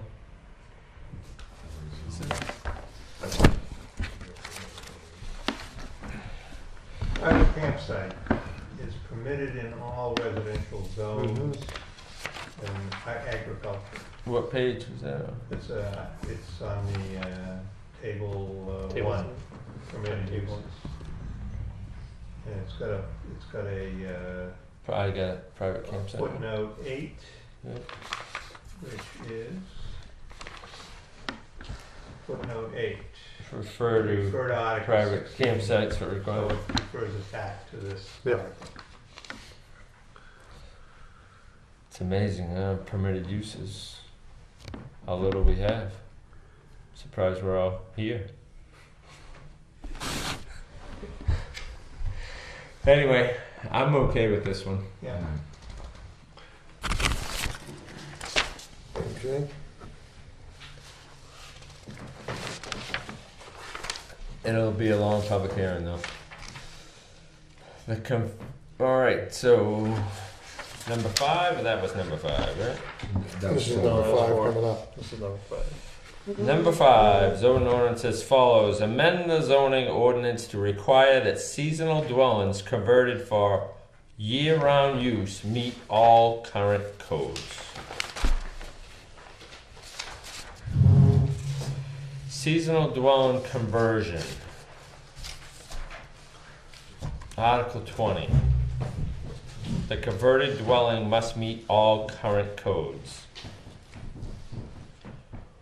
Purpose of this article establishes the requirement for conversions of seasonal dwellings to permanent occupancy. Application. This article applies to conversions of any seasonal dwelling regardless of date of construction or occupancy. Conversion requirements. The conversion of a seasonal dwelling to a home that is or may be used as a primary or year-round dwelling shall not be allowed unless the following conditions are met. Septic system. The applicant must submit proof of compliance with full ordinance for the septic system. Holding camp tanks are not permitted. Permit. A person seeking to convert a seasonal dwelling to a year-round occupancy shall obtain an occupancy permit from the Wakefield Code Enforcement Office to ensure compliance with all applicable town and state codes. And we want to add the converted dwelling must meet all current codes. Yes. So this was put into our zoning, and this is number 1 why it was put into our zoning, is septic systems. Mhm. Protecting the lakes, not taking away people's rights from using their property. And this is strongly taking away people's rights. Right now, people, as long as they have a state-approved septic, they should be able to stay in their house year-round if they want. But we already have this letter D that says that the person seeking to convert a seasonal dwelling to year-round occupancy shall obtain an occupancy permit from the Wakefield Code Enforcement Office to ensure compliance with all applicable town and state codes. So we're already requiring that. Okay, so then why do we gotta add more? So it's calling it out. It's calling I think it that's out. what it's doing. It's calling it out. So it's clearer to the applicant. It's part of the conversion requirements, and yes, it says, talks about the permit here, but we want to spell it out because Tom, Charlie has his hand up. Just throw this out, I thought that the state of New Hampshire, you could still have an outhouse and live in the house. I mean, that's still a required, Still an okay. still an okay thing. Acceptable. So yeah. that might meet current codes then, if that's the case. Well, if you read the RSA's, it talks about outhouses. But this is my thing with this, is that we already make it restrictive. And the reason why we did it, made it restrictive, was to make sure we protected our lakes with septic systems. People are coming up to the camp all winter long sometimes, they're coming up all summer. You know, some people only use it in the winter to go skiing, they don't go in the summer. We want them to have a septic system. That's what this was put in there for. Not to tell them that they need better shingles on the roof, not to say that they need insulation, that they It need... says it in the article already.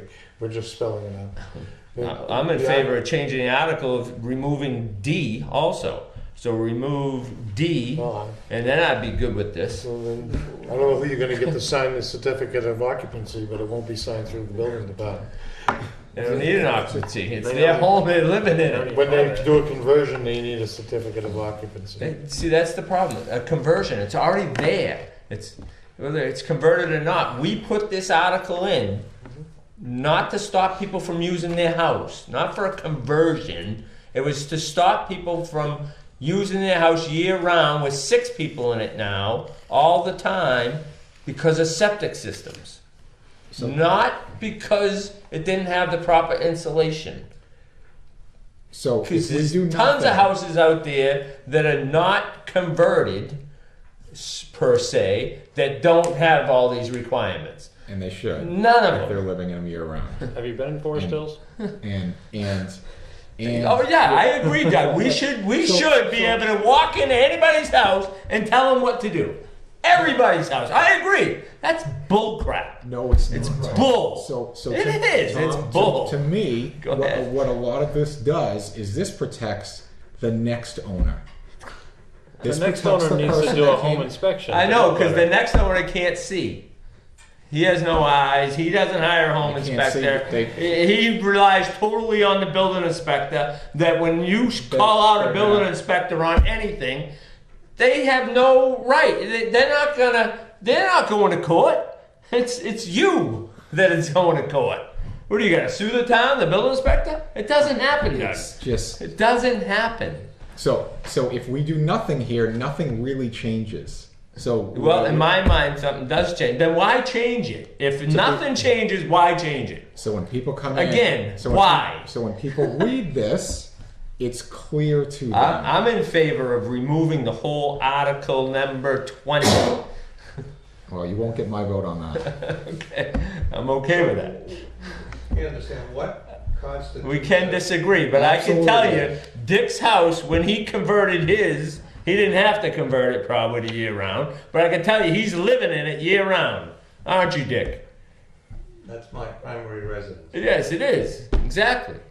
And it was the same situation that this article right here, and why this article was put in, because people like you, Dick, came up and didn't have a septic system and started living in your house year round. It was only for septic. It wasn't so we could go in and tell you, Dick, that you better put better insulation in that house and that you better fix those stairs. That's not what this says, Tom. Hey, But that no, is- it got changed. It is Doug. when it says got all changed, current and it's gonna keep getting changed like It it's is when being it says changed this bring- time. Converted And I'm dwelling must dead meet all set current against codes. So that- taking I can tell you, there's not a People's camp rights on the lake away that's that gonna pay a meet lot of current money on codes. those lakes. That's a seasonal dwelling. There's not a single place that's on the lake that's going to meet current codes as far as the way their stairs are built. I bet you half the places don't even have doorways that are wide enough. Right, but I think we've talked about this a little bit. Okay, so there's- Somebody has a set of stairs in there, they're not changing Can I it. address this? Yeah. We have multiple code books we work with. And we have a code book called the International Existing Building Code, which makes allowances for stairways that don't meet compliance and things that don't meet compliance. What we want to see when somebody makes a seasonal conversion is we want to see that the roof is going to support the snow load. We're going to want to see that the electrical meets the current codes. We don't want people getting electrocuted. And the there town... They're there now. They haven't Excuse collapsed me. with no heat in them. Can I talk? This isn't a dog and I'm pony the show. This chairman. is, I'm a chairman, okay? If I made a comment, I'm sorry if it offended you, but you can talk. No one's stopping you from talking. you know, No one's stopping you from talking, Russ. Go ahead. we have a responsibility of a town when somebody converts a house. A conversion from a house isn't you just say, I'm going to convert it. It has to be able to maintain heat specifications, has to have proper living facilities and sanitary facilities. It's the responsibility of the building in this town to check that and verify that for the resident, because we have a responsibility to our residents. Whether you personally don't agree with it or not, it doesn't really matter. It's the responsibility of the department downstairs that oversees this, that this is done correctly. And that's what we're trying to do here. So I'm sorry that you That's think it's your a joke. opinion. That's your opinion. No, you can that's have a your fact. opinion, and I can. No, That's it's not a a fact. fact. It's not. Then you would be going into every house because there's no difference whether they're converting a seasonal cottage or living in a bad house over here. There is no This difference. is a conversion. There's This is no. a Why change. would you protect them and not them? It's no different. It's just a difference in opinion, I Russ. guess my concern is what constitutes conversion? You What does that mean? you need to have insulation. No. I mean, I don't change anything. I don't pull a permit. I don't need a permit. You just I just- stay there all year round. Okay, so I used to be there 6 months. Then I changed it. Well, I've gone to half time of my job. I'm there 9 months. Then I'm going to be there 11 and a half months. Is that converted to year-round living? Well, Does that meet this convert to a seasonal dwelling to year-round? At what point does it become converted? Is what I don't when understand. you live in it, when you More live than in- 365 days or Right, but 364. what's going to bring them to change a permit for it? Nothing. So- Like if I decide to go to my camp and I'm living in that camp and it's seasonal, but over the years it's been built up, however it's been built up, and then I decide that I want to retire, and I might still have my house in town, but I'm living out there year round. My septic can handle it. Everything's handled it. Why would I need to come in and do a conversion? You wouldn't. But now you take that camp and you say, okay, geez, I want to put a foundation under it. I want to make it. Yeah. I Okay, want to that's convert. right. That's what we're talking If I about. come in here. and pull a Yes, permit that's the for only- major work. You're going to For protect conversion to take it from a seasonal house. That's where this comes in. That's where this comes in. If you Yeah, just but- decide you're going to live there, I can't do anything about it. I'm not going to come in and storm your door like the police. What we want to do is, if That's you're what I coming can in and you're understand.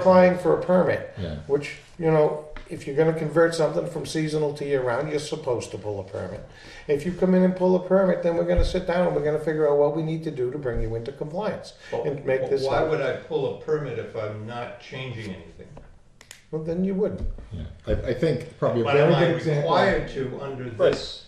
But if you If wanted I to just live there, decide I'm going to stop coming. You're required to if you want to take it off the tax rolls, off your tax card. That's where it says seasonal dwelling, Right. which 90% of the towns in New Hampshire do not have that line or don't use that line on their tax card. But why would I do that? Why would I care? Right. why would you want to? Exactly. So that's my point. Is why this doesn't. That's really, my point too. It's why 20 I should went- go away. Now, let's just say I had the camp. Because it's no okay, different whether it's on It's the on lake stilts. or I over want to here. put a foundation under it. So that's I'm where not going this to go comes for into it. play. No, because I'm still keeping it seasonal. I just want to put a foundation under it. There's nothing that says it's got to be converted. Is there? No, there isn't. I don't think there We have a is. lot of people that come in and they want to convert from seasonal to year round. Okay, that's why these are in these zonings. In any town with lakes and woodland properties has seasonal camps. When you go convert from seasonal to year round, you need to meet But the compliance. people come in and say, I don't need a building permit. I don't need a permit for anything. But now I'm gonna start living here. I'm going to the town. I'm gonna vote here. No, I mean, it's a legitimate question because that's the. They don't come in. That's what Dick did. It doesn't happen. Are they required? It does to do happen. Under It does this happen, Russ. No, requirement. no. If you're not, I don't. If you're not changing anything in the house and you just say you're just gonna move there, technically, you have to meet certain things. You have to be able to maintain a heat temperature in the house. You have to have insulation. You have to have some sort. I understand that, but I still don't understand what Constitutes triggers this conversion. conversion. When somebody comes in and says, I want to put a foundation under it because I want to start living Suppose my there. electrician comes in, Right. he needs to pull a permit to put a new panel in. Mhm. I- I'm not gonna make you bring the whole I house mean, up are we to going to code. do this same conversion to anything that's in the historic district that doesn't meet the same requirements that you're trying to push all these? Because none of those houses have insulation like that. They don't have the engineered trusses. They don't have the. It's about renovations and It's the same thing though. Right? We just Take it out. renovated it. Take it out. We just renovated the go. I'm not gonna Look argue at with you look at guys the anymore. resource I'm just not center. I gonna mean, bother.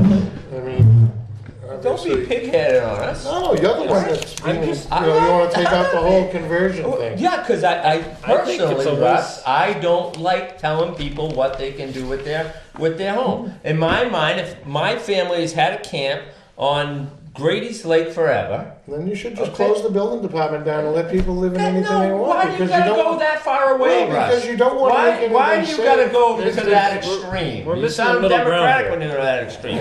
Listen, I'm talking about very specific something here that I particularly, personally, don't like.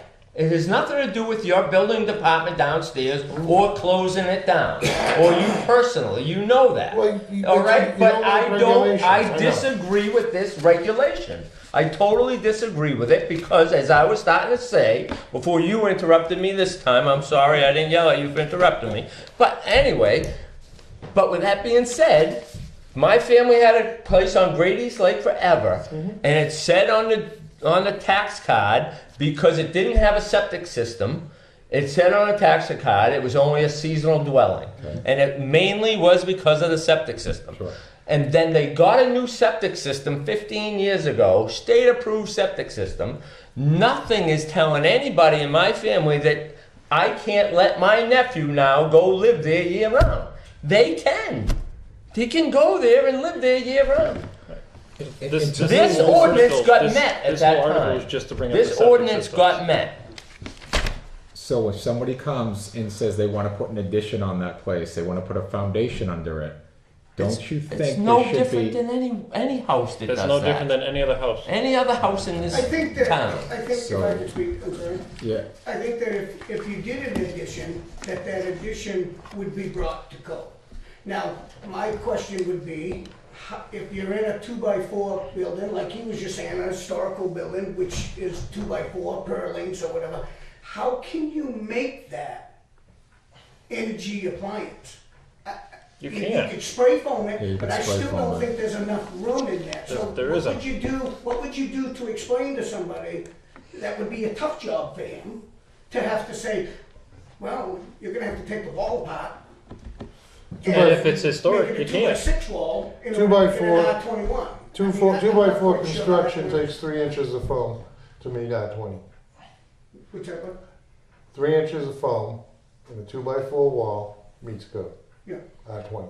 It's all I was saying is. Oh, no, I'm just it saying, just I was to me, answering the to- question. To make that, it'd be tough to go further into the house, but like, I wouldn't say that it would be bad to make the addition compliant. So the code says if you come into a house and you've got the walls and pull it out, Yeah, you will insulate it to code. There's an existing building code that says, you know, we can work with lesser values of insulation due to the framing. You have the option where you have a 2x4 wall of going with the R15 or the R20. R21. So you could meet the R20 is what the code requires. It comes in 21 for bats by spray foaming.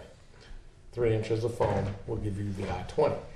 But we're not going to force you on an existing home. I'm not disagreeing with you on that. Well, I'm just answering the question. You know, so if you do nothing to the home, then you don't have to worry about it. But if you start gutting, So I'm just going to go back to that. Like Tom just pointed out, we're only dealing with seasonal dwellings are only on the lakes, and the only reason there's No, they're seasonal not. dwellings. no. Okay, seasonal dwellings are only buildings that didn't have on the tax cards, don't have adequate septics. Mhm. Right. So we're That's why they got that status of seasonal Exactly. dwelling, So, because they didn't have state approved the only septic. thing they need to be really bringing up to code is the septic. The rest of it is not anything to do with them having their occupancy in it. It's an existing structure. The permit process, if So- you're gonna take most people when they do a seasonal conversion, okay, bring insulation into the walls. They have to upgrade their electric. There's houses out here with fuse panels, things like that. So they're not gonna be allowed to, Insurance companies aren't going to insure them if they don't have circuit breakers. I mean, there might be Well, one out so- there, but they're going to say no and one because that's all trying to get pushed out now, anyways. well, circuit breakers and code, is what I'm saying. So what we're trying to do is get these houses into some sort of compliance. I have houses out here that people are using as camps, and I'm fine with it. You know, they have 2x4 construction on the roof rafters, 24 inches in center, no roof, no ridge poles, not even a piece of 3/4 for a ridge. Okay? If you want to convert that and you come into the office and say, I want to live here full time, what do I need to do? Well, I can't sign off on you living full time in a house that can't hold up 20 pounds of snow, let alone 90 pounds of snow. You know, you would need to be brought up to some Well, sort they're of going to heat code. it with no insulation. There won't be that much snow load. Well, it all depends. If it was just built, in April and it's Well, that's now the- yeah. November, maybe it won't hold 20, but if it's been up there for 50 years, it may have been 100 years old, it's obviously held the snow. It's obviously held the snow for the last Right. 80 years. But if you want a but- certificate of occupancy for that permit as a year-round home, Right. I can't sign it if it doesn't meet the code. So let me ask another question. So we have a seasonal. When the year round, because we're telling you right now, when you know the year round occupancy that they're asking for is really because of a septic system. That's why. That's why, because that's why this went into place. You don't see the seasonal dwelling conversion anywhere else. It was put in to protect our lakes from septic systems. Then why would That's you- why why you would- see why- number 1 there. So why is D So there? Why is D there? I will Right. tell you. Because then after a few more years, somebody come in and got D changed in the zoning, just like we're trying right now to put in number 2 in the zoning, or 2.3, or number 3 in the zoning. We're just more and more and more all the time. Just trying to spell it out, I- that's all. I mean, if you're that. How do you spell it out more than D? I don't get it. How does that spell it out more than D? Because it's under conversion requirements. Before it was just under permit. And we're just trying to put it under the requirements. If you want it out there, take it out there. So I have another question. Ross, a lot of these old camps, I've been around here a long time, but I can show you a lot of camps on Pine River Falls that were built back in the 20s. And we had snow They back when I shouldn't was be a kid, standing. more than that, and they're still standing. I get it. But there's Oh, also I- some that I know of that if there wasn't some tree canopy around those camps, the snow would take them down, guaranteed. So I get where you can't just say, "Oh, you got a new septic, go ahead and live there year round now." It's not. Wait a minute. No, they no, can no, live I there can year tell round you. now. You're off They can base live there, there way year off. round. So Way I off. have another question. Can I ask my question? 2x4, not what they get now Sure. with knots. No, on no, the no. side. Listen. The camp that I had before we built our house was true 2x4. But there's some camps on the lake, some friends of mine that own places that in the wintertime you can't open the door because of the snow load. You can't. So, can So I ask you a that's not question? safe to So- live year round. If there's two houses side by side, Yeah. okay, one of them has been lived in year-round forever. Yep. The other one is a seasonal, quote. I don't know how you get that designation, but, Sure. It's the septic. okay, but people haven't lived there year-round. Yeah. Okay, so they come in for identical work. They decide that they want to add a room on, so they need a permit. Do they both have to do exactly the same thing? Or does the one that's being converted under this article, do they have to do a lot more code work? What's the classification of the houses on the tax card? Are they both seasonal, or is one year round and one season? Well, I don't know. that's what I'm gonna look at. Because if it says that it's a seasonal, then it needs to be brought up. If it says it's year round, it's just like an existing house anywhere else.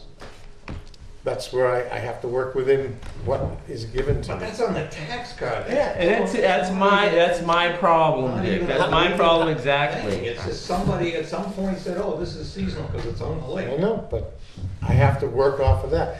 And then it doesn't matter You don't what you have do. to. Well, I have guidelines that I have to work with. So here's the other point. So if you come in to renovate either one of those houses, and once you hit any house, if you hit the 50% mark on the renovation, you're gonna bring the whole house up to code. Yeah, but if one. Yeah, but they if you're only- doing they're that, you only might at as well 40, anyways. If they're only at 40, then one house that was supposedly seasonal and his situation, okay, somebody's lived in a house permanently for 20 years. The card, because it's on the lake, still says it's seasonal, but I've lived here year-round so, That's all I have to work with. and that's totally unfair, and I agree with I Tom. know, and that's all I have to, but It happens all the time, Dick. It happens all the time, and it is unfair, and I agree with you. And I don't think we should make it any harder when it's already there and hard enough. okay. That's all. It shouldn't, in my mind, the whole article shouldn't not be there, except for the septic system. I do agree with the septic system. Septic system I needs think to the be septic more. system. Yes. I think we should make it more refer to just the septic system, because it's not necessary. We're not going after every house in town. We're just going. This is just here for the septics. I guess I don't understand why something that was used seasonally or not, that happens to have it on the tax card, gets treated differently than a house that doesn't have seasonal on the tax card, which isn't even part of the permitting process. It's somebody assigned that to it in the far distant past. I know, but what else do we have to work with? I mean, we can only work with the tools we We have. should be Well, if working with they're exactly coming in the to get same a permit, rules you for work with it both the same sets. way you work with the house that says it on the tax card that it's That's not my seasonal. problem. You, I don't you have do a it the problem same with- way. The same way you would do it. You I don't have a if they're problem. gonna destroy more than 50% of it, then it's right in the code that they gotta bring everything up to code. If they're No. only gonna put a foundation under it because the thing's rotten out or it's got water in the basement and Get they're away sick from of the stilts. crawl space and they want to Right. put a foundation in, they should be able to put a foundation in. And they don't. If they don't want to change their roof rafters, they shouldn't have to change their roof That's the rafters only because it problem has I nothing have to do with putting in a I understand foundation. exactly what you're I saying. get It it. just doesn't seem fair for two taxpayers I get it. It to does. be treated completely separately, one having to. They're taxed the same way, even though it says that. I know a lot of Because these it's old the same places, tax they just rate. come and bulldoze them down anyway, put a brand new one up. 90%. That's what 90% of them are doing now anyway. No, I understand that, which is a shame. So what do you guys want to do? I mean, again, So I'd be in favor of either going forward with what's here or leaving it as is. Alright. That's all I got. Yeah. Not changing it. I would say leave it as is. I would rather leave it as I'm not is. gonna fight that battle. I think it's a big battle. I really do, and I don't want to make it more difficult for our taxpayers. The other thing you wanna be careful of, Paul, Yeah. is if the people read down through this and they read this deed and they don't like it, then they shoot it, you lose the whole thing. Well, D's always been, No, you So wouldn't. you only lose lose the whole thing. change. You wouldn't Okay. lose. See, Yeah, you don't it lose won't the be on change. the ballot. You don't lose what we're asking for. Yeah, you wouldn't lose that D, Yeah. John. You don't lose the whole thing.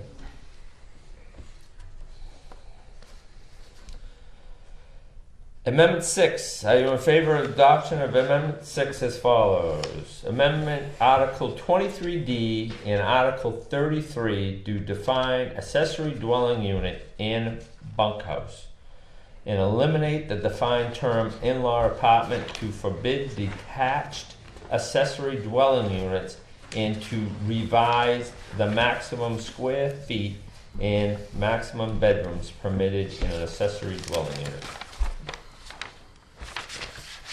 Is this the last one, Russ? Yes.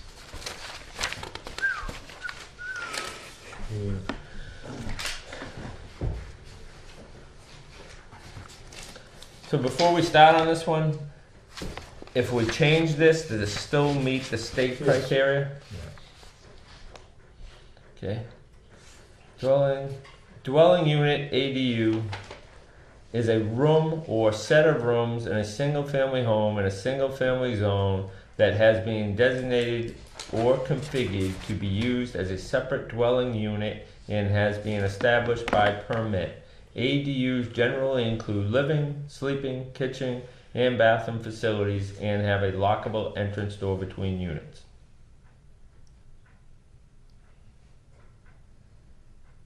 And we're changing that from the first part? Why are we We're changing adding it? a definition, which I don't think. It has a definition now because it's all crossed out.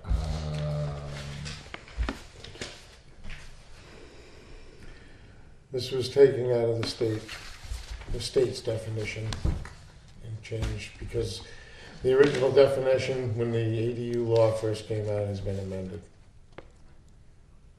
So we're updating to what the state has for definition. Okay. Verbatim? Well, we've taken out the things, we're allowed to customize to our thing. Here, this is pretty much verbatim, per the state RSA. It's just a definition. So it's not verbatim. No. Why wouldn't we just do it verbatim? What's been changed? Well, I don't think anything's been changed in this part, in the definition. What it was changed in the old definition was the original version that the state came out with, and then it was revised. So let me ask you this. Why are we changing this? This was the state ordinance we adopted. Right, but it's been amended, and we're just trying to So we're update going exactly by what they're doing on What the they have definition. amended. On the definition. The only other things we've changed, the other things are changes that the towns are allowed to do, and that we discussed at the meeting here last time.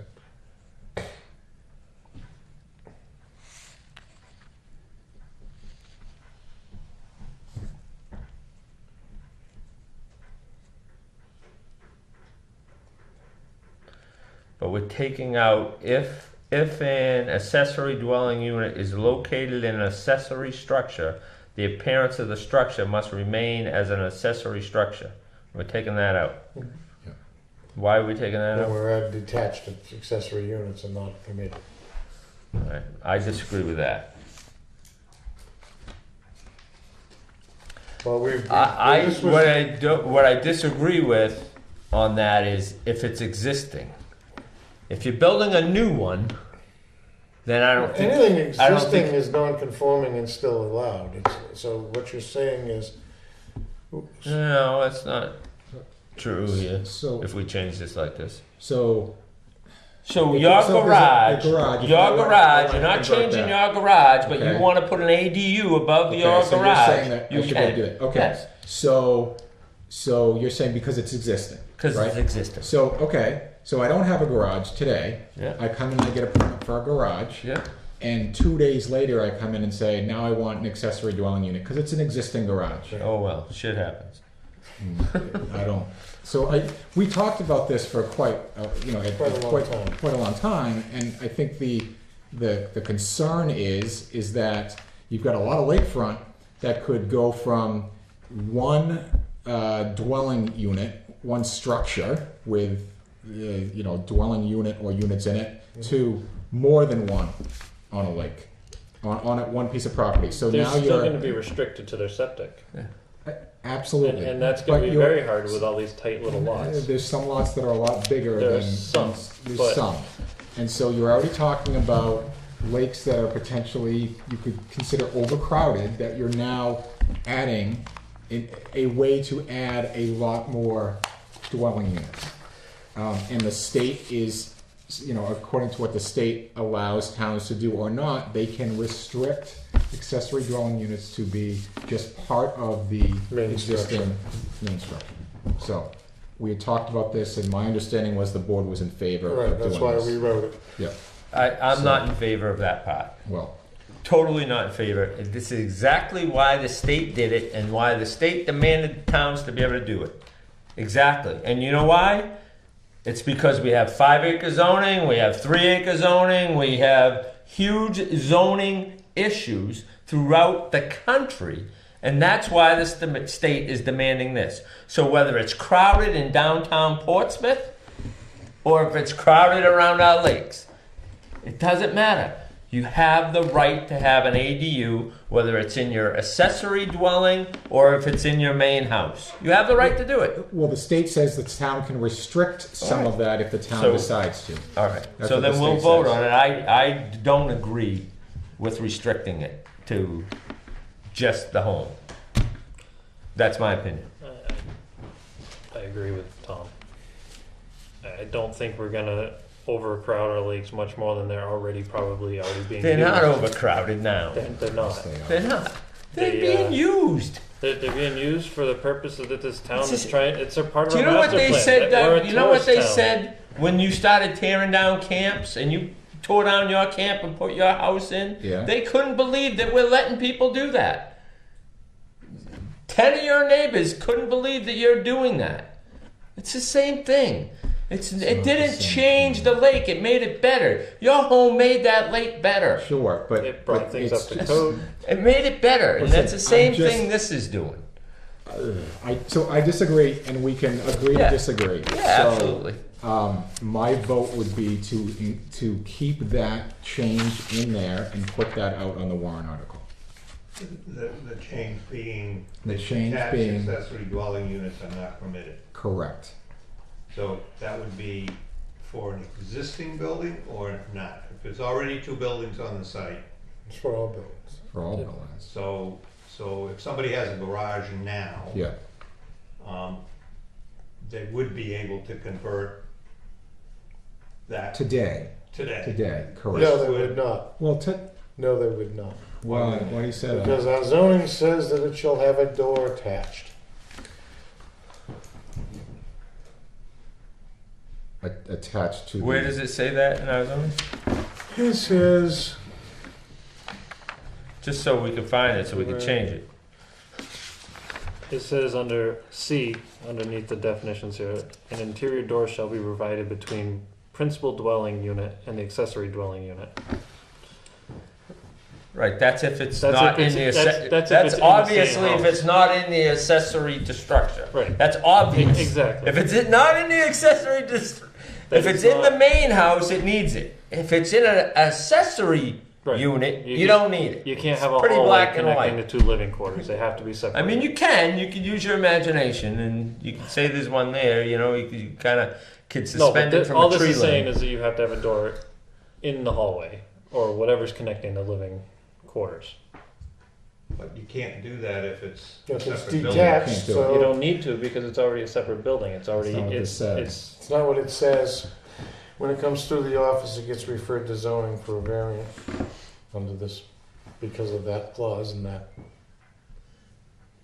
And that's right out of the state definition. how should there wait a minute, how does that not work? If it's a separate building, how is this and that you can't put an interior door between an exterior building and and another building. Right, you can't. It's So just- it's The impossible. only reason it was put in there was so that to That's take care what of it. happens when you cut and paste a state RSA without. We didn't cut and paste it. Yes, What this we're was cut doing and now paste. is we're cut and No, pasting. this was cut and pasted from the state RSA Right. with the idea that towns would take and adopt which way they wanted to go.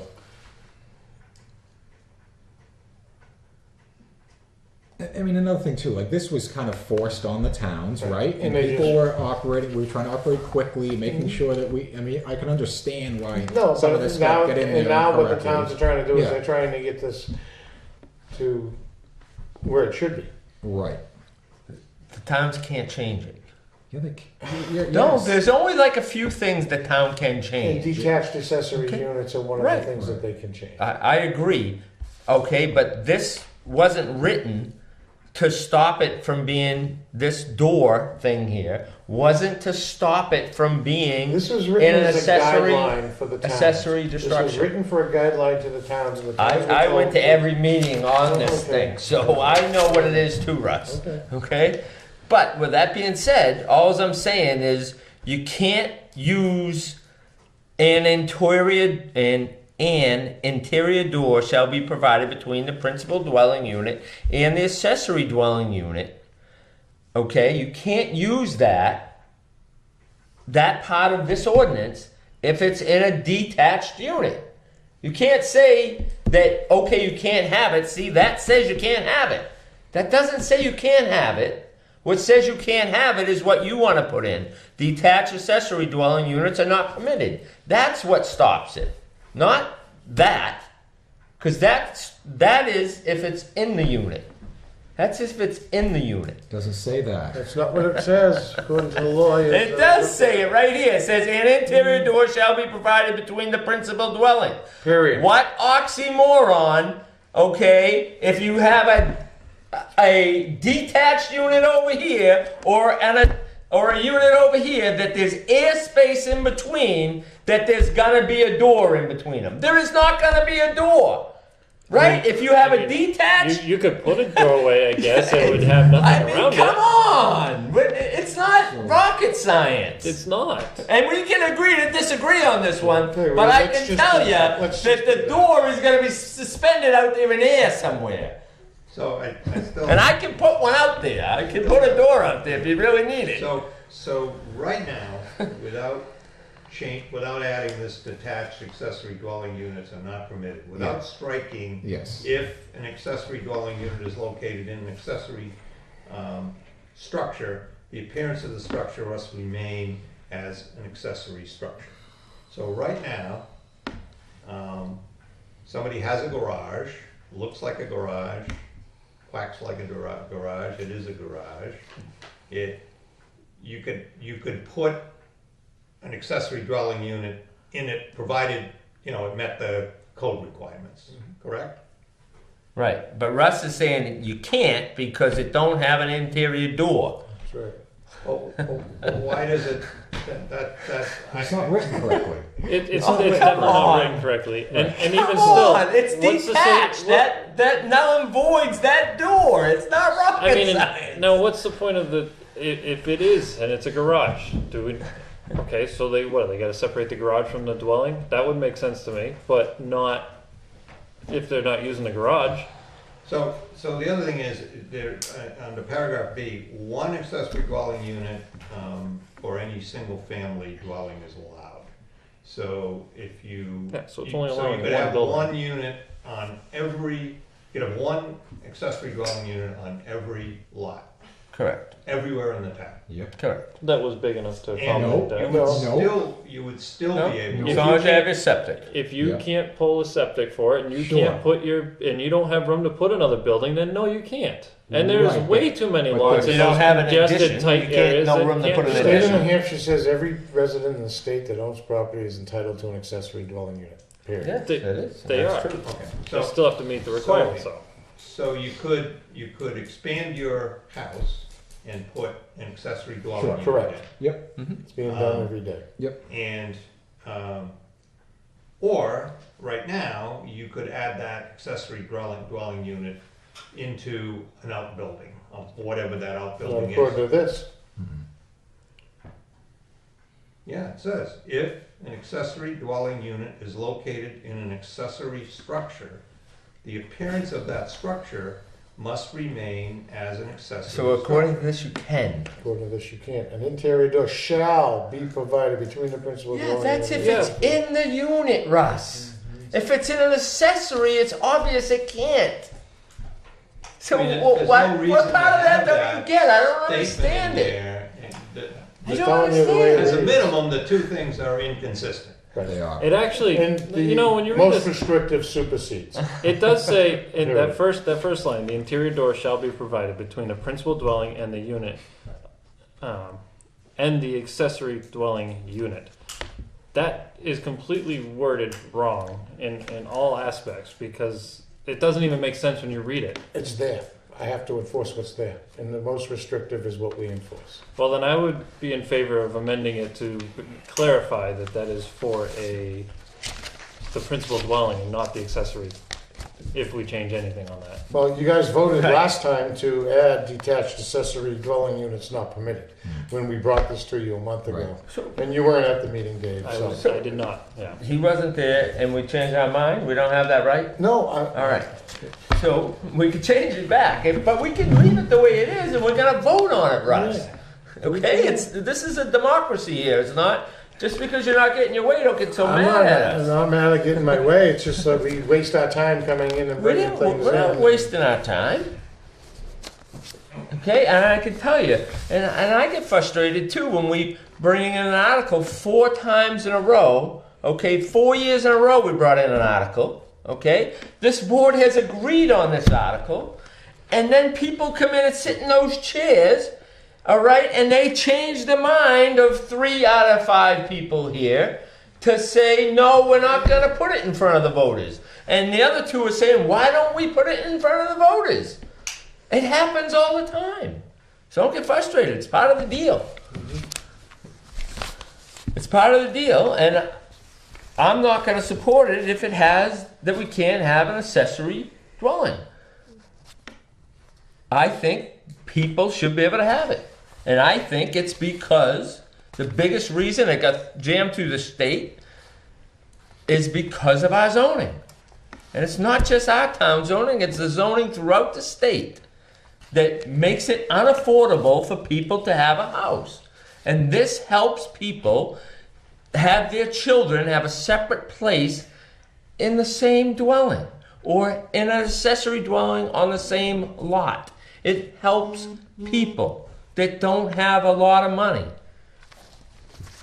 Well, I guess And you say that it happens every day. You're giving out a permit for Not for in this town, I'm saying it happens every day in the state. Okay, because as far as I know, I don't know how many that we've given out. I have no idea. Maybe because I haven't heard of any. Maybe we haven't given out any. I don't know. But Still think we everybody should said correct when that wording. it was coming out, and I can tell you, there's still towns that didn't adopt this zoning, and they're not getting their wrists slapped or anything. Well, you have to. But no, you don't have. No. Yeah, they could still if you don't have it, they could ask. They could still come in and get a permit for it. Right. Yes. Yeah. But those towns, I can tell you, oh, we don't allow those, and then people would have to go back to the state and say, hey, how come this town's telling me you guys said I could do it, and towns aren't allowing it, and then the town still says, you know, those 4-letter words or 6 letters, 7 letters, whatever they are. And it happens. It happens every day. And then you got to sue your town. And that's how towns get sued. But we're not one of those towns, and we shouldn't be one of those towns, in my mind. And I'm up for re-election, so I can be voted out anytime. But I just disagree with it. And I agree with if you got it in a structure, and I don't think that people, and if they do, Doug, they do. And as far as I'm concerned, they're being very dishonest. And dishonest people pay for their mistakes and pay for their dishonesty. They pay for it through other ways. It may not be through that dwelling unit, but it could be. They could get their accessory dwelling unit, and you know what? 6 months later, they could drop dead, and it could go to a family that needed it. You just don't know. You don't know. But I don't see people being, or everybody being that deceptive. I do see people being deceptive. You can't control everybody. But most people are not that deceptive. Yes? So for the 10 that would be deceptive, we shouldn't not allow it on others. because we're scared of our lakes or we're scared of this, we're scared of that. It's very well protected as far as drainage goes around our lake, and it's well protected septic system wise around our lakes. And everybody said that everybody's going to have a duplex. And guess what? We've maybe, if we have, maybe given out one of them in 3 years. Or 2.5 since we've done it. Maybe 3. Maybe given out one. No, I ain't no one duplex. And that's down on Walworth, and the price that was put in the 60s, 70s, In town? early 80s. There's another one up off of Stone, not Stone Road, So Governor's Road. I'd be looking at in a public hearing to just change that part of this. I didn't really study the definition that much, why we're changing it so much. But Well, I think some of it, there's I other think the things here, definition like definitely- exceeding the allowable square footage, right? Also to restrict the number of bedrooms, because right now it just says it's, well, actually, wait, not limited to only. Not What number are you on? Now it's Right. limited to 2. Before Yeah. it wasn't limited to Oh, 2. Right, Just right. that it wasn't limited to only 1. right, So you could have had 4 theoretically, Right. if you had enough room. right. And we're trying to figure out, you know, with a 900 square foot, do you Yeah, really well, want to that's- have that's more that, than Yeah, Yeah. 2 bedrooms? yeah. So what are you proposing, Carl? I'm proposing, I have no problem with the bedrooms. I have no problem with the 900 square feet. There's more on the next page. Accessory dwelling units. It's the same definition as up front, right? Right.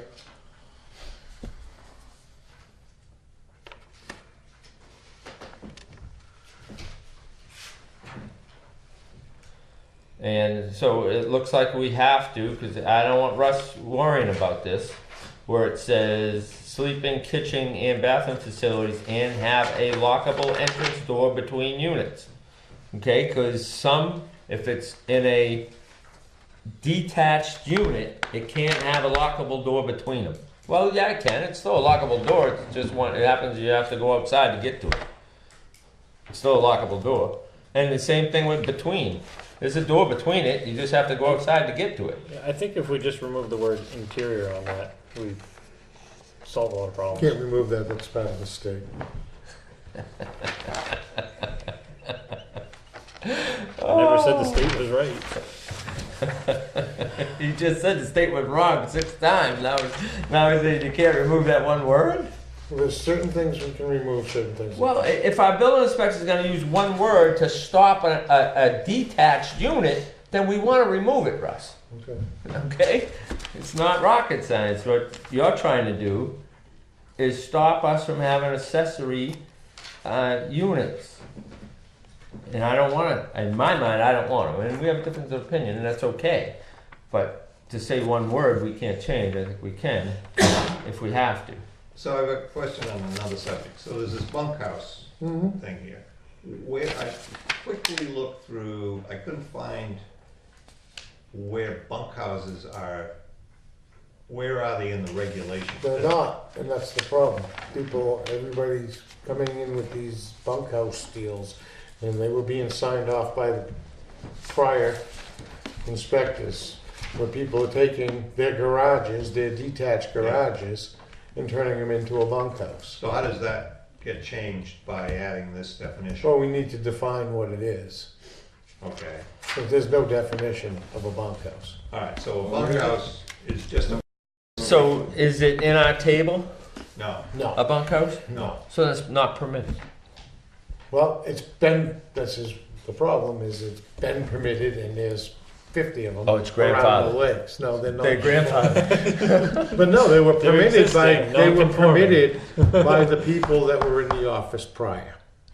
Okay. So Why was that? You think? Or, I have no idea, I wasn't here. just if we just had to guess, why would they do it? They allowed it. I don't know why they allowed it. They assumed that it was okay. So basically, your bunkhouse is your ADU, less a bathroom and a kitchen. No, it's not an ADU if it doesn't have a bathroom or a kitchen. It's definitely not an ADU. but, you know, So, and what was being issued was bunkhouses with bathrooms. And we have a lot of them around the lakes. So Are they tied into the here's something septic? you're gonna consider now too, is that building over there is my bunkhouse, where my kids have, you know, 6 bunk beds and and a bathroom. And that building over there is my ADU, and this building over here is my house. And this is all on a 1/10 of an acre lot on the lake. So that's where your detached ADUs are gonna become problematic. Because the bunkhouses are there, so we can't say, well, you can't have a bunkhouse because it's permitted, but now you're gonna have your ADU. We're not gonna stop grandfathered. ADUs for a bunkhouse because of a bunkhouse. We're not gonna take away people's rights because they're not gonna be living in the bunkhouse. because they're doing illegal things. We're not gonna stop the nice people Right. from doing illegal things because bad people are doing illegal things. It's not the way. I can tell you, I spent America a lot was- of nights in a bunkhouse, and they're not seasonal, or they're not year round. They're seasonal at best.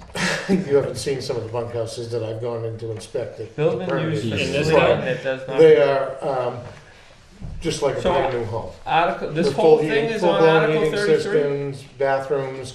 But they're not used as year round structures. Well, They're not an ADU. Oh, yes, they are. Well, if it's an ADU, then No, it's a what's the bunkhouse problem? because it doesn't have cooking facilities. So it's got everything else but cooking facilities, and it's a bunkhouse.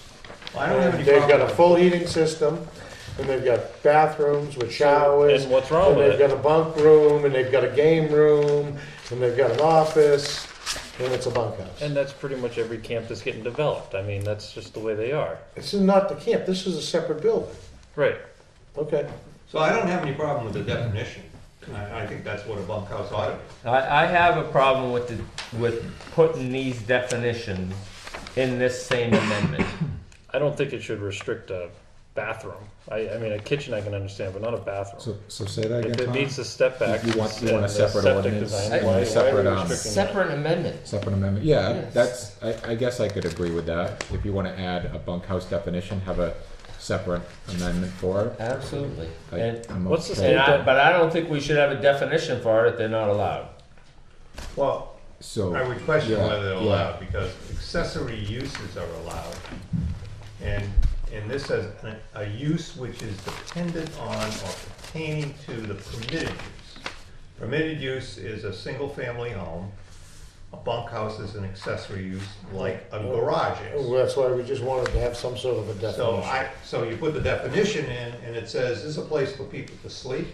It's not supposed to be a separate place where somebody could move in with a kitchen and a bathroom and a game room. Well, see, the problem with a bunkhouse is it starts out with a bunkhouse, it's got a bathroom, the next thing you know, there's a microwave, there's this mini No, fridge, no, and there's a I'm- cooking. Personally, I'm agreeing with you. Yeah, but that's that- not a kitchen. That the definition, putting the definition in is a reasonable thing. Cooking And- facilities constitutes a kitchen. Period. End of story. According to the code. I'm not gonna argue that with you. So I would argue that bunkhouses are allowed as an accessory use, because accessory uses are in the table as permitted in all residential zones. We just wanted to have some sort of a definition. Yeah, so I have no, personally, I don't know what anybody else thinks, I don't have a problem, you wanna put it as a separate article. Yeah, I'm that's fine with, with I'm me. fine with that. I have no problem with the bunkhouse definition, limiting it to a place for people to sleep.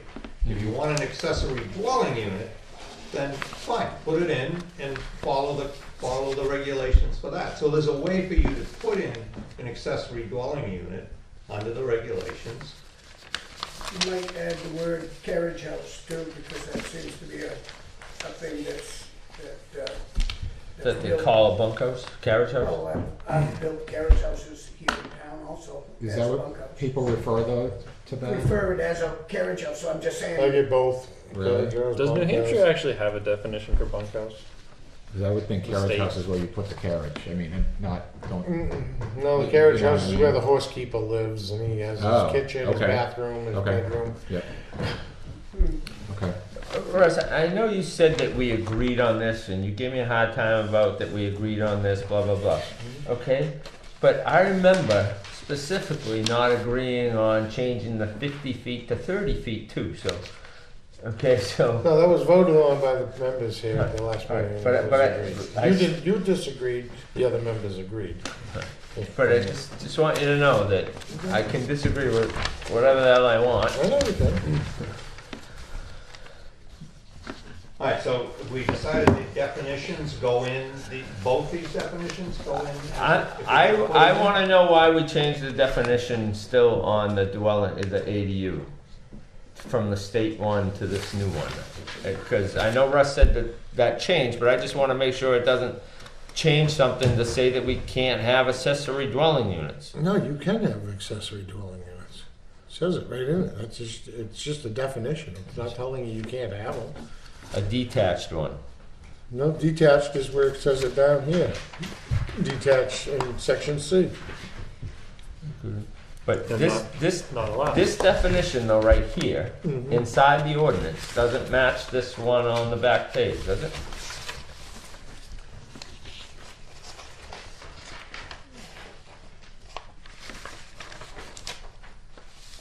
See, they're different. No, because the one on the back page is a lot longer. Yeah, it just talks about the legal duplexes, and that's just a matter of clarity because people confuse an ADU with a duplex. But just saying, if we're gonna define it in one spot in our zoning, then we should define it the same way in the other spot in the zoning. Yeah, the planning commission changed this when we sent it to them as far as the definition. But yeah, but which one did they change it to? The one on A or the one back here on Article 33? I'm not sure, I'll have to check with them.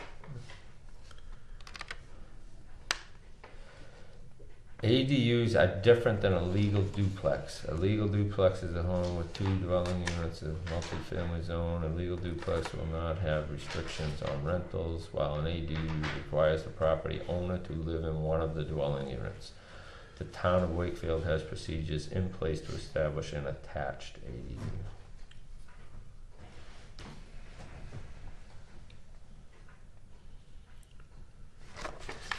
So the first part of that is exactly the same. Right, it's just given the definition of the, Just that the difference between the duplex, that's what's added here. right. But the first part of the definition is exactly the same. They're just explaining the difference between that and a duplex and the definition. So what, we just put that same one then on the other one? And it also, procedures in play, it talks about an attached ADU.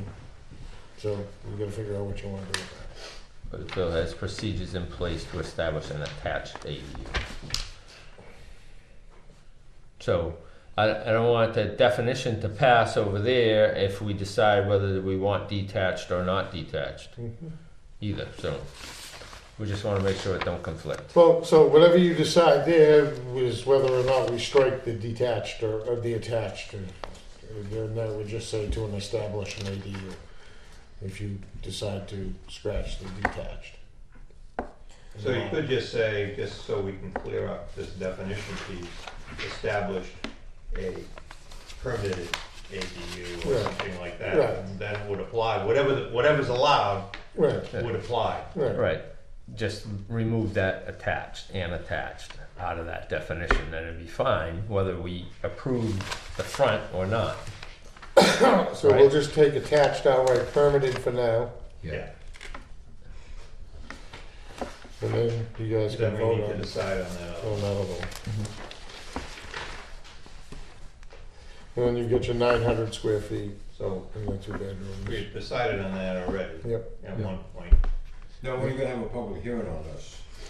Once we get it, we'll get everything rewritten, and it has to be posted the first hearing before the 11th of January, I believe. So on another issue, not that we're done with this one, but the other thing that we were talking about looking for, if you subdivide with a minor, you can't subdivide again. It apparently is not in the regulations when they changed, when Mike combined all that together, that piece didn't get in. If that's where it was, I think it was in our zone, we should have asked I looked Victor. through the zoning, I looked there's through no the place zone, for I it to be. can't find it. That's what I was There's not even. Remember any Johnny, place that for was it in to there be. forever? Well, Remember that was in there forever, the minor subdivision thing? I know when it was taken out. I can go through the notes of the years downstairs and find out. Well, all what you it was. really need to do is go back to when they were separate. Right. Because before 2015, we had subdivision regulations and site plan regulations, and they were two separate documents, both 70 some odd pages long. So if you go through that, Those, yeah. and I got them, if you can't Yeah, find them, I that got should the be all old one. downstairs in the books. And see whether it just didn't get translated over, because we ended up with two documents that were 70 pages long, becoming one document that was 70 pages long. So there were definitely language left out. When we went through it in detail, endlessly at Tom's, you weren't happy with my going through line by line, but we did that. We did. It took forever. But this So- Like tonight. evidently got missed. Page 9 of the subdivision regulations, Is it in there? B1 talks about restricting, blah, blah, blah, blah. None of the lots in the subdivision, including any other subdividable remainder lot, shall be further subdivided, and this restriction shall be noted on the plan. So somehow that got Oh, lost. you're reading the old one. I'm reading the old one. Yeah. Yeah. So the question is whether or not we want, What's that under though? This is Under the minor? old one. Yeah. This is under minor. Yeah, minor subdivision. But that's not in the zoning, that's It's in the. not. not in the zoning, in the subdivision regulations. This is We the can old. change This is without the going old to the one. voters. When we combined the. What year was that now? This version is from 2013. 13. Yeah, and then we changed it and combined them in 2015, Yeah. I believe. Yep. I'd be in favor of putting that back in, I would agree with that. just to have Do we it. still have time to do that? Oh, That's in the subdivision Yeah, but we regulations. can change We that can change anytime. that anytime we Oh, want, we just want the okay. public hearing. Yeah. Okay. If it's not in there, we must have talked about why we took it out. I think we overlooked it. It's Does got it- left. I don't remember talking about I that. don't Does anyone else? I don't think we would have left that out, I think it just got, it's one of those things that just. I think with Slip all through the the things cracks. that we As had much to go as we through. went over that thing, I don't think we didn't talk about it. We had to talk about it. Like, let's just use an example why we would have not left it in there. Can we think of any reasons why not to No. leave it in there? Like,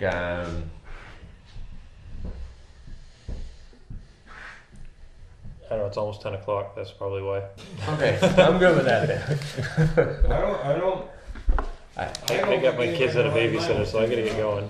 I don't know. Yeah, I don't think. I don't know. I've been told I haven't been in my right mind more than once. I think we didn't get it back in. I think that's what happened. When Mike wrote it up, that for some reason didn't get translated in the new, we didn't catch it. Maybe. So we didn't Yeah. put it back in. Because we put a lot of stuff back Right. in that he had Yeah. left out. Yeah.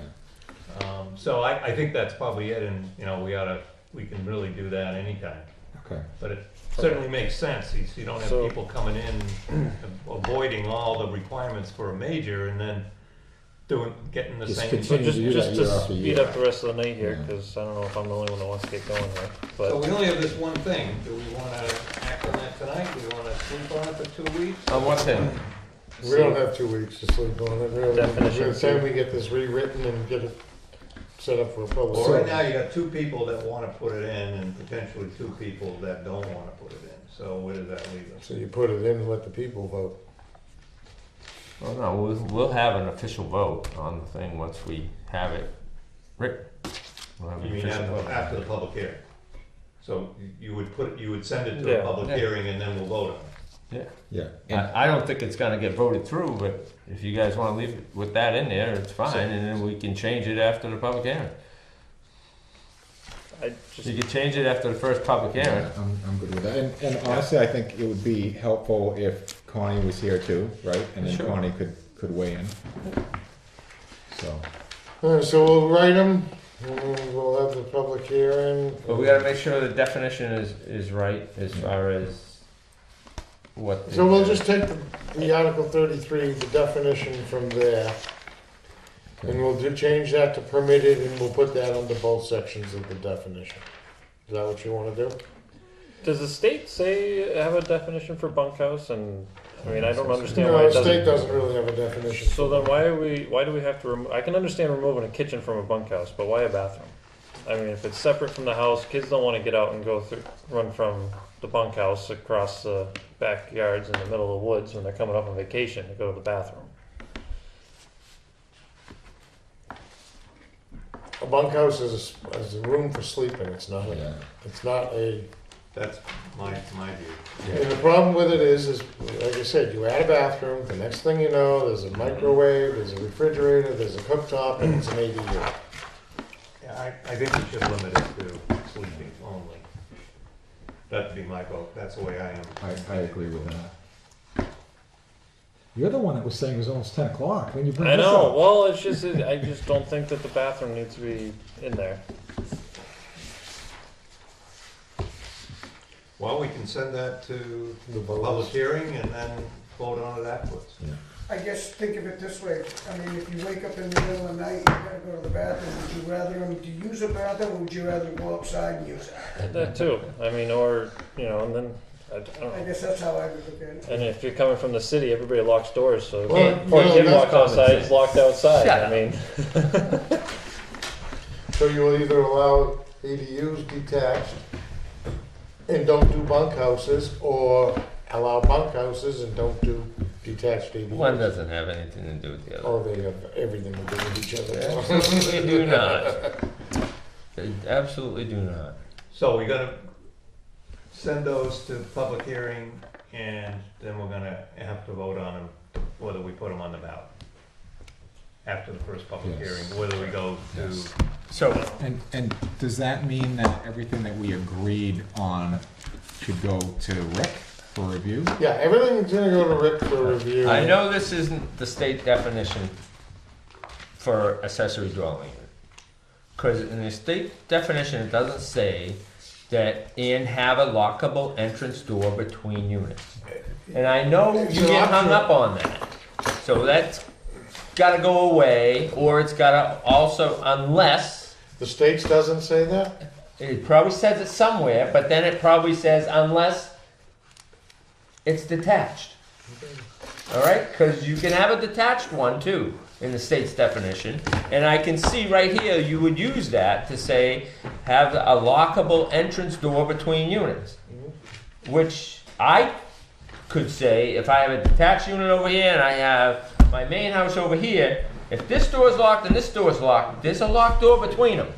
But you don't read it like that, so you're saying that they shouldn't have an attached unit or a detached unit. The state ADU So law that's, says that the everybody. definition is a lot longer than that one is. Where's the zoning amendments that you wanna take away? That you want to take away? If you're adding six- Don't ask him that. Don't ask him that question. Article 20. If you're adding six, why would you take away six? I gotta find my agenda here. So maybe maybe some research to find the state definition, right? Yep. I'm Googling it and there's a couple different ones. I don't You know gotta what's- be real careful because it's been Understood. amended so You gotta be real soon. careful Right. because you don't want to allow detached. So be real careful. That's right. Absolutely. It talks about it in the state. Board business warrant article approval of previous minutes, November 15th minutes. Guys. so moved. Second. I don't think I was here with it. Yeah, you were here. 15? Oh, yeah. Yeah, you were here. Oh, that was the record meeting. Yeah, I was here. That was the record meeting. We've had a Make a record motion to year. accept the minutes of November 15th. Second. Any further discussion? No. All those in favor? Aye. Aye. Make a motion to adjourn. Second. We had enough correspondence tonight. Any more public comment? And our next meeting is December 20th. CIP is almost done.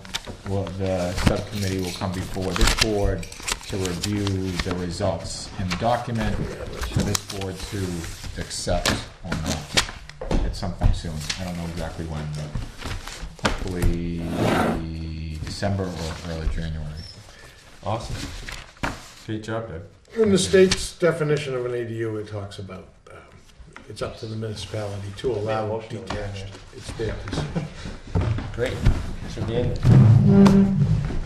Good job. See y'all in 2 weeks.